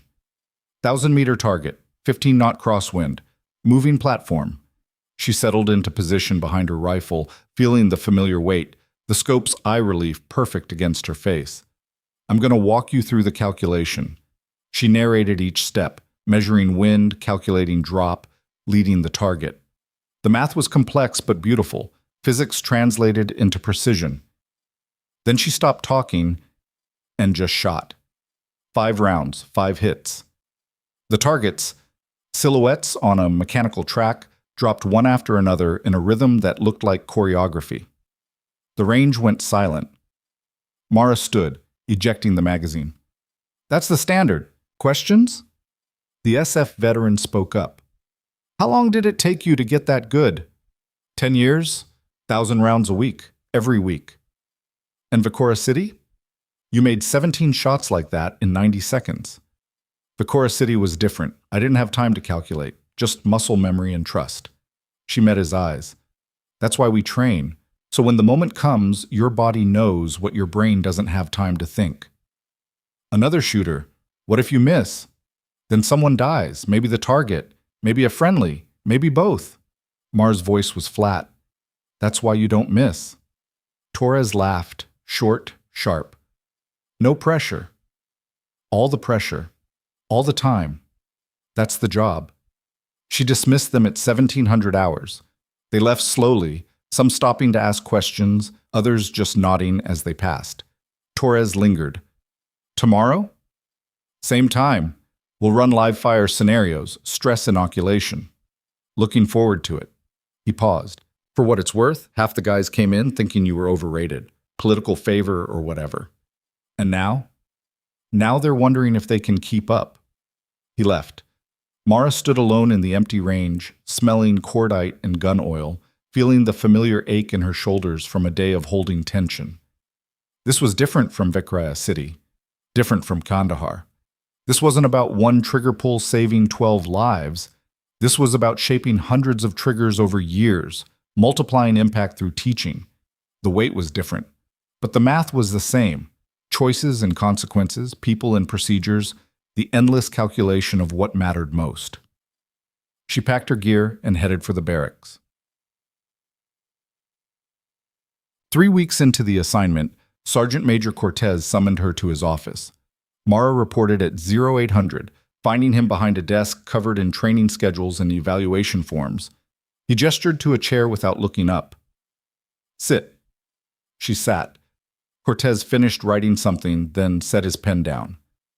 I've been watching you, talking to your students, reading the after-action reviews. Mara waited. You're effective. The shooters respect you. Their scores are improving. He leaned back. But you're making some people uncomfortable. Who? Command. The scenarios you're running, they're not standard curriculum. You're forcing students to question orders, decide when to disobey, evaluate command decisions in real time. That's tactical decision-making. That's subversion, a new voice said. Mara turned. A man stood in the doorway, colonel's rank, pristine uniform, the kind of officer who'd probably never fired a shot in anger but knew every regulation by heart. His nameplate read Morrison. Cortez stood. Colonel. Morrison entered without invitation, carrying a folder. He dropped it on the desk. Staff Specialist Vale, I've reviewed your training methodology. It's concerning. Sir? You're teaching operators to disobey orders. That's antithetical to military discipline. Mara kept her voice level. I'm teaching them to make tactical decisions under pressure. By presenting scenarios where the correct answer is insubordination. By presenting scenarios where the right answer conflicts with the legal answer. That's reality. Downrange, they'll face situations where command doesn't have the full picture, where orders don't match ground truth. I'm teaching them to think critically. Morrison's face flushed. You're teaching them to be loose cannons. Like you. The room temperature dropped. Cortez stepped in. Colonel, with respect, I'm not finished, Sergeant Major. Morrison turned back to Mara. You disobeyed orders twice. Got court-martialed twice. And now you're here, infecting the next generation with the same disease. Mara stood slowly. The disease being what exactly? Valuing lives over politics? The disease being arrogance, thinking you know better than your superiors. In Vecra City, my superiors were 8,000 miles away watching on monitors. I was 6 blocks from 12 men about to die. Yeah, I thought I knew better, and I was right. You got lucky. I got trained. I assessed the tactical picture. I made the call. That's what we're supposed to do. Morrison slammed his hand on the desk. You're supposed to follow orders. Even when those orders mean good people die? Especially then, because the alternative is chaos. Every soldier deciding which orders to follow based on personal judgment. That's not an army, that's a mob. Mara took a breath. Sir, with all due respect, if the orders are wrong, following them doesn't make them right. It just makes us complicit. Morrison's voice went cold. You're done here. Effective immediately, you're reassigned. Cortez will provide details. He left, door slamming behind him. Silence filled the office. Cortez sat down slowly. Well, that went about as expected. You knew he was coming. Yeah, he's been making noise for weeks. Your teaching methodology, your history, the way you challenge conventional doctrine. Cortez opened a drawer, pulled out a bottle of whiskey and 2 glasses. Want a drink? It's 0800. I'm aware. He poured 2 fingers in each glass, slid one across the desk. You're not actually reassigned. Morrison doesn't have that authority, but he's going to make your life difficult. Mara took the glass, didn't drink. Why? Because you scare him. You represent a threat to the system he's spent 30 years serving, a system where orders flow down, obedience flows up, and nobody questions the machine. Cortez sipped his whiskey. But here's the thing. The system needs people like you, not to replace it, to keep it honest. Morrison doesn't see it that way. Morrison sees himself getting passed over for star rank because people like you make flag officers nervous. Cortez set down his glass. But he's not the only voice. I've got generals who want your teaching expanded, operators who swear by your methods. The data shows your students perform better under stress, make smarter decisions, and bring their people home alive. So what happens now? Now we navigate. You keep teaching. I keep Morrison at arm's length, and we see who blinks first. He raised his glass. To uncomfortable truths. Mara clinked glasses but still didn't drink. What if I don't want to navigate? What if I just want to teach people to make good calls and not die for bad orders? Then you're going to have a long, frustrating career, because the army doesn't change fast. It grinds forward slowly, pulled by people who push when they're supposed to wait. Cortez met her eyes. Question is, are you a pusher or a waiter? Mara thought about Vecra City, about the corridor opening, about 12 men who went home because she'd pushed when everyone else said wait. I'm a pusher. Good. We need those. Cortez stood. Get back to work. And specialist? Next time Morrison shows up, maybe ease off the orders are wrong rhetoric. You can teach critical thinking without telling him his entire worldview is broken. Even if it is? Cortez smiled. Especially if it is. That's called tactics. Mara left the office, feeling the weight of the conversation settle like armor. Morrison wasn't going to stop. Neither was she. That meant collision, inevitable, messy, the kind of fight that left scars. But she'd been scarred before, and she was still standing. That night, Mara found Raven 12 in her email. Not all of them, just Pierce, sending updates. Cruz had gotten married. Vasquez's kids were doing well. Webb was deployed again, somewhere classified. The team was scattered, but holding together, bound by 90 seconds, and a debt they still felt. Pierce's message ended with a question. How's teaching? Mara stared at the cursor, thinking about Morrison, about the students who were learning to question, about the system that wanted obedience more than it wanted survival. Finally, she typed, harder than shooting. But maybe more important. She hit send and closed the laptop. Outside, Fort Bragg hummed with activity. Training ranges firing, helicopters lifting off, the endless machinery of war preparation. Somewhere in that chaos, students were learning to shoot, to think, to make the calls that would save or cost lives. And Mara was teaching them that sometimes the hardest call was choosing people over procedure, even when it cost everything. Especially then. She lay back on her bunk, staring at the ceiling, feeling the familiar ache of choices made and consequences owned. Tomorrow she'd teach again, push again, fight the system that wanted compliance more than it wanted truth. Because 90 seconds had taught her something command never could. The right choice wasn't always the legal one, but it was always the one you could live with. And living with it, that was the real test. The ceiling didn't have answers, but Mara stared at it anyway, watching shadows from passing headlights crawl across the plaster like slow-motion tracers. Sleep came in fragments, 20 minutes here, 40 there, broken by the mental replay of Morrison's voice saying, "You're done here," like it was a verdict instead of a threat. She'd faced worse, court-martial, demotion, the weight of 12 lives hanging on 90 seconds. But this felt different. This felt like the system deciding whether to learn from Vecchio City or bury it deeper. At 04:30, she gave up on sleep, pulled on PTs, and went running.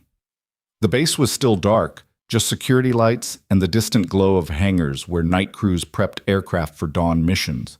Her breath misted in the cold air. Her footfalls echoed on empty roads. She ran hard, punishing pace, the kind that turned thoughts into white noise and left only the rhythm of motion. But even that couldn't silence the questions. How long could she fight Morrison? How many students could she reach before the system ground her down? How much truth could she teach before they decided truth was too expensive? The sun was rising when she finished, painting Fort Bragg in shades of amber and rust. She stood on a hill overlooking the training complex, watching the base wake up. Formations gathering, vehicles moving, the machinery of war preparation turning like clockwork. Somewhere in that machinery, her students were getting ready for another day of learning to shoot, to think, to choose. She'd be damned if Morrison took that away. At 600, Mara walked into Building 12 and found her class already assembled. But something was different. Torres stood at the front of the range, along with the SF veteran, whose name she'd learned was Master Sergeant Chen, and a dozen other instructors from across the training group. Behind them, her regular students.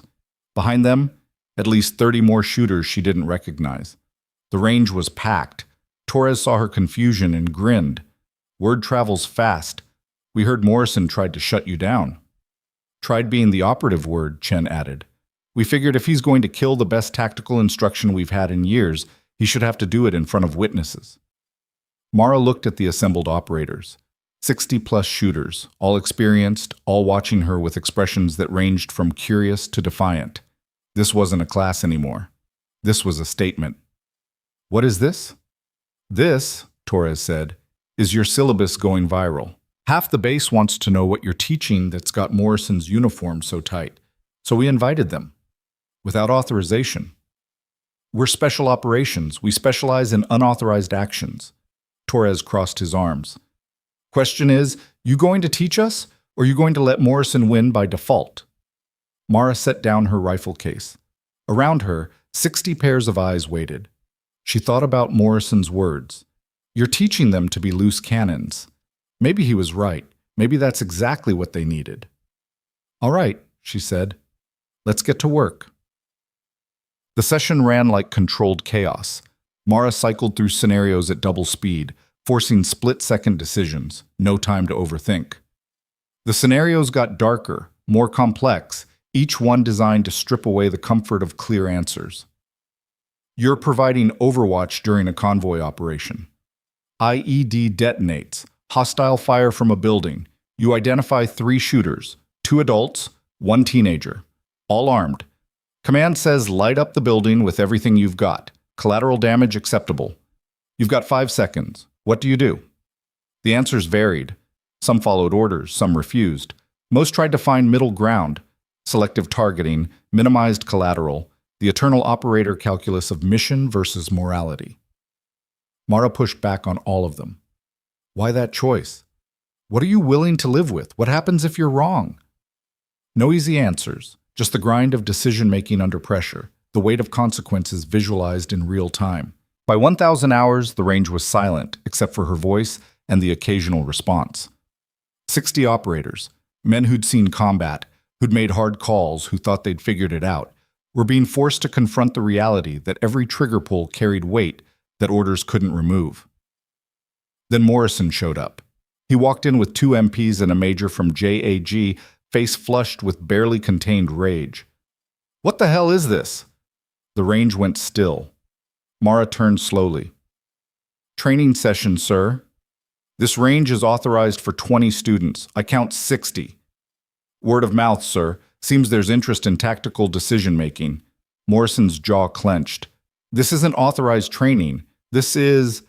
He looked around at the assembled operators. This is a circus. Torres stepped forward. Sir, with respect, we're here voluntarily, on our own time. Specialist Vale is providing instruction we're not getting elsewhere. Instruction in disobeying orders. Well, instruction in making calls when orders don't match reality. Torres's voice was calm but firm. We've all been downrange, sir. We've all faced situations where command doesn't have the full picture. She's teaching us how to navigate that, how to think critically, how to own our decisions. Morrison turned to the JAG major. Shut this down. The major looked uncomfortable. Sir, technically, they're not violating any regulations. Range use on personal time, voluntary participation, they're being taught subversion. They're being taught tactical decision-making, Mara cut in. And the reason you're threatened by that is because your entire career is built on the assumption that blind obedience equals good soldiering. But Vecra City proved that's a lie. The range sucked in a collective breath. Morrison's face went purple. You're out of line, specialist. Am I? Because from where I'm standing, I saved 12 lives by recognizing that orders can be wrong. You're upset because that reality threatens the system you've spent 30 years defending. Mara stepped forward. But here's the thing, sir. The system isn't more important than the people serving it. And if teaching that gets me court-martialed again, then at least I'll know I was fighting for something that mattered. Silence filled the warehouse. Morrison's hands were shaking. You're done. I'm filing formal charges. Unauthorized instruction, inciting insubordination, undermining command authority. File them, Mara said quietly. But these operators, all of them, they'll testify about what they learned here, about how this training made them better at their jobs, about how questioning orders isn't subversion when the orders are wrong. Torres nodded. We'll testify. Around the range, voices joined in. We'll testify. Count me in. Same here.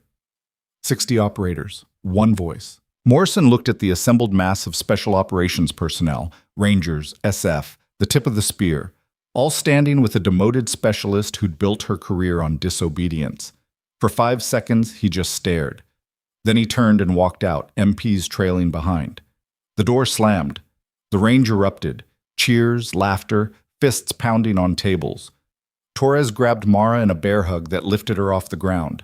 Chen was grinning. Even the quieter operators were smiling. But Mara felt cold.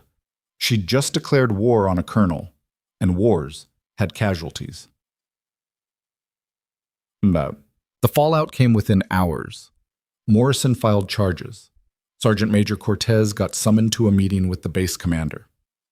Mara was confined to quarters pending investigation. Again. But this time felt different. This time, the whole base was watching. Mara sat in her room, reading the formal complaint Morrison had filed. It was thorough, documented unauthorized training, listed witnesses who'd claimed she was teaching insubordination, cited her disciplinary record as evidence of a pattern. It was also bullshit, But legal and factual weren't always the same thing. A knock came at the door. "Come in."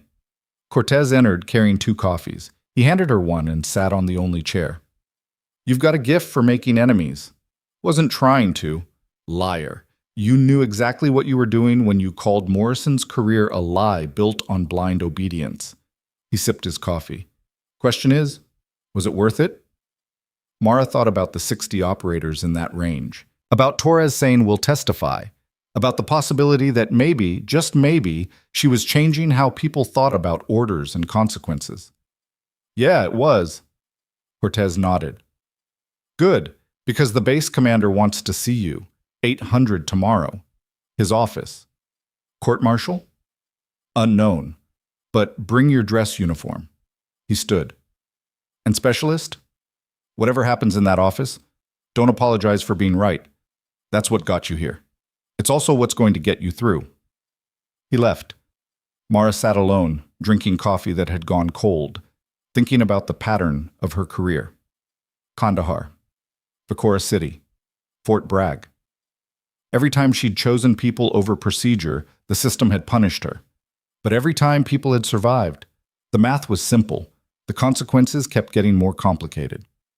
The base commander's office was on the top floor of the headquarters building, windows overlooking Fort Bragg, walls covered in unit photos and commendations, the accumulated weight of command displayed like armor. Brigadier General Marcus Stone sat behind a desk that looked like it had survived multiple wars. He was older than Mara expected, late 50s, gray hair cut military short, face carved from experience and hard decisions. When she entered, he gestured to a chair without looking up from a file he was reading.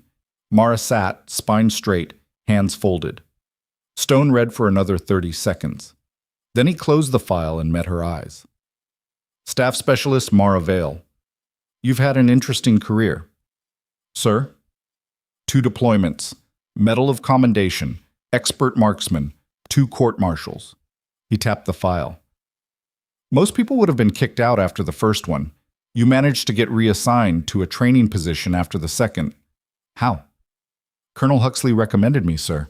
"Huxley, the man who testified you made the right call in Vakora City even though you disobeyed his orders." "Yes, sir." Stone leaned back. "I've read the transcripts, the testimony from Raven 12, Huxley's report, the court-martial verdict." He paused. "I've also read Colonel Morrison's complaint. He says you're teaching operators to disobey orders, that you're undermining military discipline, that you're a threat to good order." "Sir, I'm teaching—" Stone raised a hand. "I know what you're teaching. I've talked to your students, watched recordings of your sessions, read their evaluations." He opened another file. 92% report improved tactical decision-making. 87% say they feel more confident making calls under pressure. 76% specifically cite your scenario training as the most valuable instruction they've received. Mara blinked. "Sir? You're effective. Your students are learning. The data supports your methodology." Stone closed the file. "But Morrison has a point. You're not teaching standard curriculum. You're forcing operators to question command decisions, evaluate orders for validity, decide when to disobey." "I'm teaching them to think critically, sir." "You're teaching them that orders are negotiable." "I'm teaching them that orders can be wrong. And when they are, following them doesn't make them right. It just makes us complicit." Stone studied her for a long moment. "You believe that." "I know that. I lived it twice. And both times you got punished." "Yes, sir." "But you do it again." It wasn't a question. Mara answered anyway. "Every single time." Stone stood, walked to the window. For 30 seconds, he just stared at the base below, training ranges, barracks, the infrastructure of war. When he spoke, his voice was quiet. "I've been doing this for 34 years.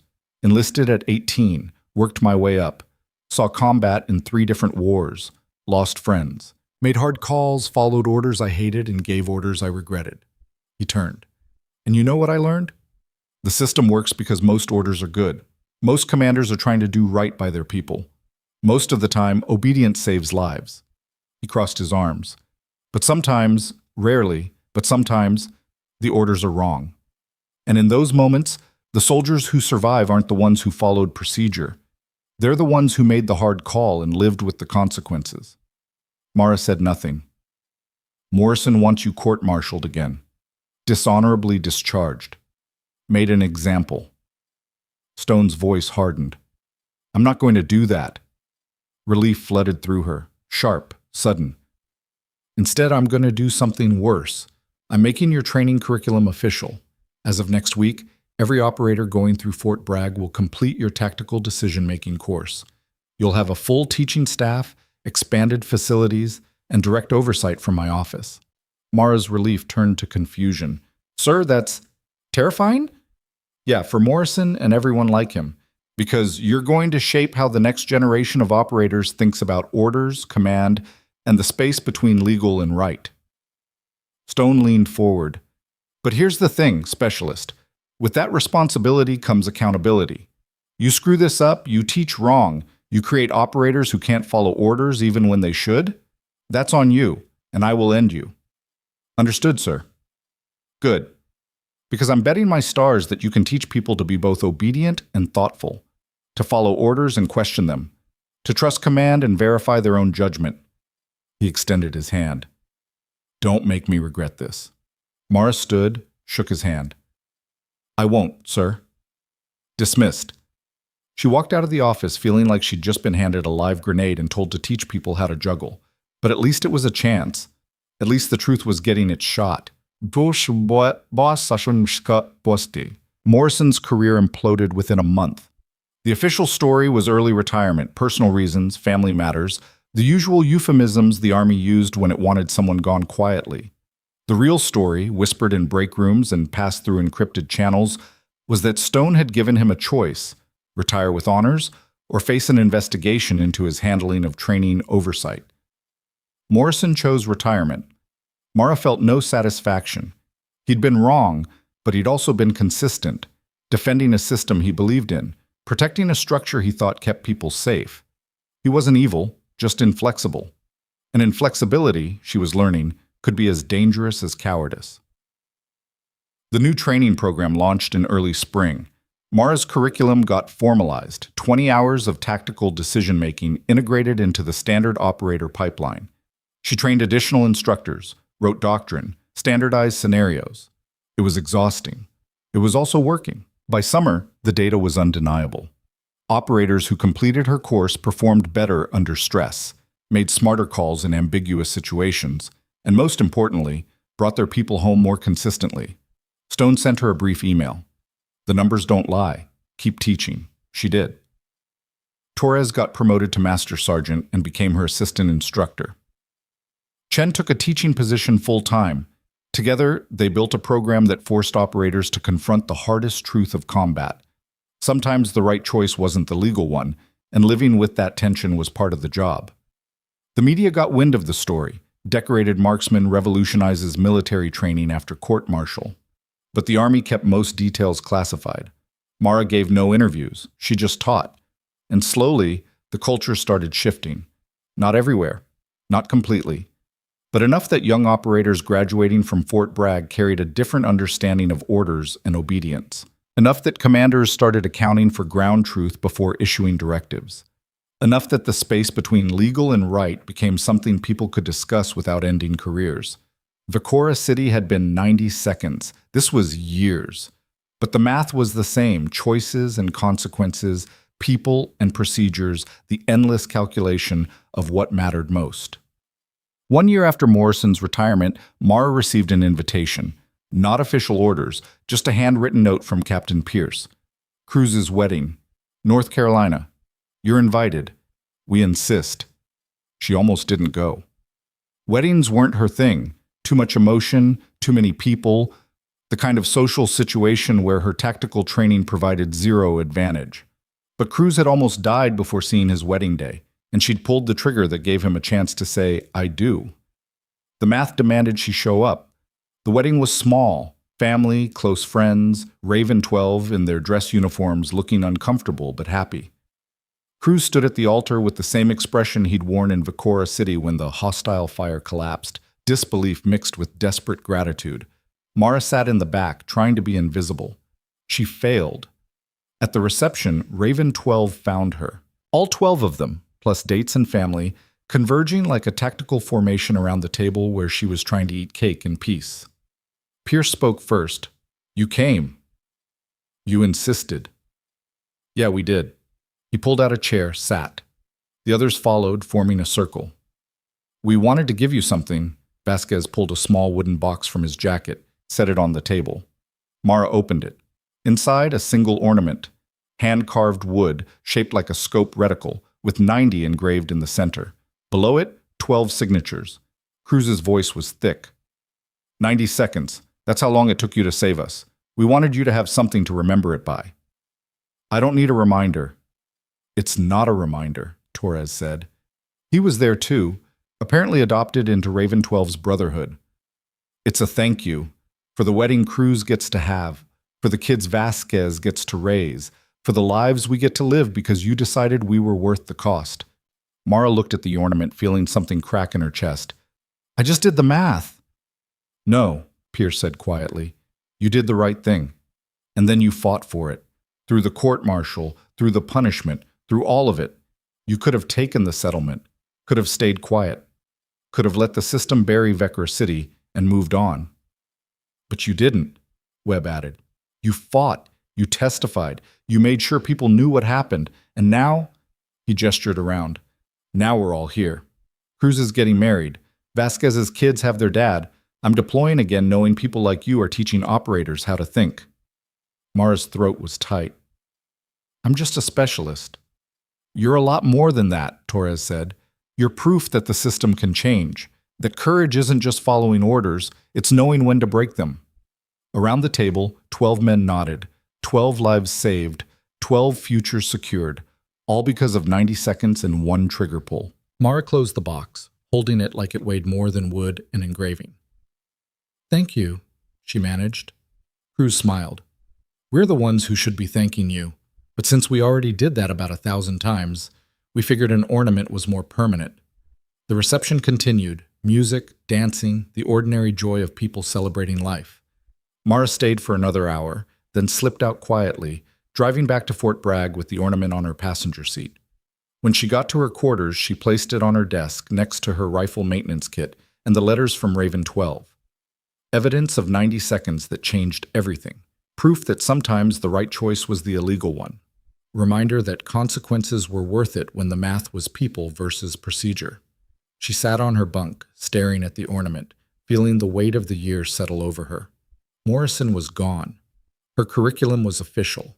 Operators were learning to think critically. The system was shifting, slowly, grudgingly, but moving, and 12 men were alive. The math worked. Now, 2 years after Vecra City, Mara got promoted. Not back to E7. All the way to E8, Master Sergeant.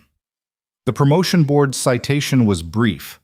For exceptional performance in training and development of special operations personnel, and for demonstrating courage and tactical excellence under combat conditions. They didn't mention the court-martials. Didn't mention the disobedience. Just the results. Lives saved, operators trained, the quiet transformation of how the Army thought about orders and consequences. Sergeant Major Cortez pinned her new rank in a ceremony that lasted 3 minutes and included only essential personnel. When it was over, he shook her hand. "Congratulations, Master Sergeant." "Thank you, Sergeant Major." "You earned it, the hard way." He glanced at the small audience, Torres, Chen, a few senior officers. "Most people climb the ladder by following rules. You climbed by breaking them when they needed breaking. That's rare, don't waste it." "I won't." She meant it. That night, alone in her quarters, Mara looked at her new rank insignia, 8 chevrons and 3 rockers, the symbol of senior enlisted leadership. She'd earned it through blood and bullets and the willingness to make calls that destroyed careers. But mostly, she'd earned it by doing the math when it mattered most. 12 lives versus 1 career. 90 seconds versus a lifetime of consequences. The choice had been simple. Living with it had been hard. But sitting there, holding the rank she'd lost and earned back twice over, Mara realized something. She'd do it all again. Every court-martial, every demotion, every fight with officers who valued procedure over people. Because the alternative was 12 empty chairs at Cruz's wedding, and that math would never work. 5 years after Vecra City, Mara stood on a hill overlooking Fort Bragg, watching the sun set over the training ranges where thousands of operators had learned to think critically, question intelligently, and choose wisely. Her curriculum had spread: Fort Benning, Fort Campbell, even overseas bases. The tactical decision-making program she'd built from 90 seconds of disobedience was now standard doctrine. Operators graduating from her courses carried a different mindset: not rebellious, not insubordinate, just aware that orders could be wrong, and awareness was the first step toward making better calls. The culture was changing, slowly, but changing. Behind her, footsteps approached. She turned. General Stone, now 2 stars, stood in his PTs, apparently finishing a run. He nodded to the sunset. "Hell of a view." "Yes, sir." They stood in silence for a moment. "I'm retiring next year," Stone said. 20 months and I'm done. They're asking me what legacy I want to leave." He glanced at her. "I'm telling them it's this: the training program, the cultural shift, the recognition that good soldiers don't just follow orders, they understand them." Mara said nothing. "You did that. You in 90 seconds in Vecra City." Stone's voice was quiet. "Morrison thought you were destroying discipline. Turns out you were building something better: operators who think and obey, who follow orders and verify judgment, who trust command but know when to push back." "I just taught what I learned, sir." "You taught what you lived. There's a difference." He turned to face her.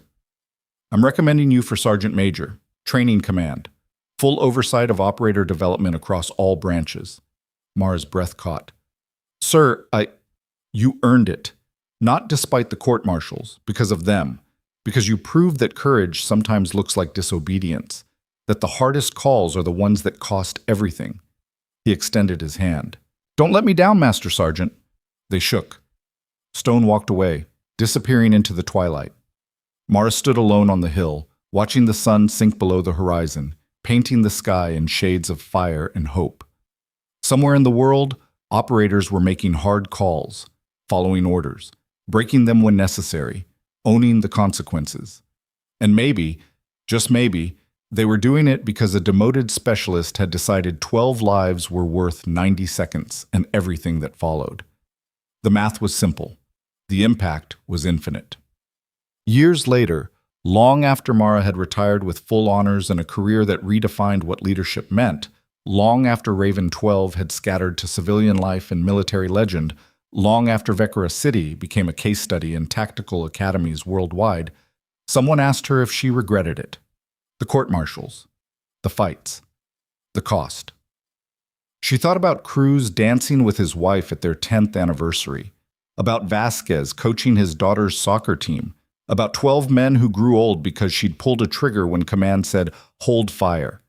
She thought about the thousands of operators who'd learned to think critically because 90 seconds had proved that orders could be wrong. She thought about the system that had punished her, then promoted her, then learned from her, slowly, grudgingly, but learning nonetheless. "No," she said, "no regrets." Because in the end, courage wasn't about following orders or breaking them. It was about knowing the difference and choosing people over politics when the cost was everything. Sometimes the bravest thing you can do is refuse to let good people die for bad reasons, even when the whole world tells you obedience matters more than lives.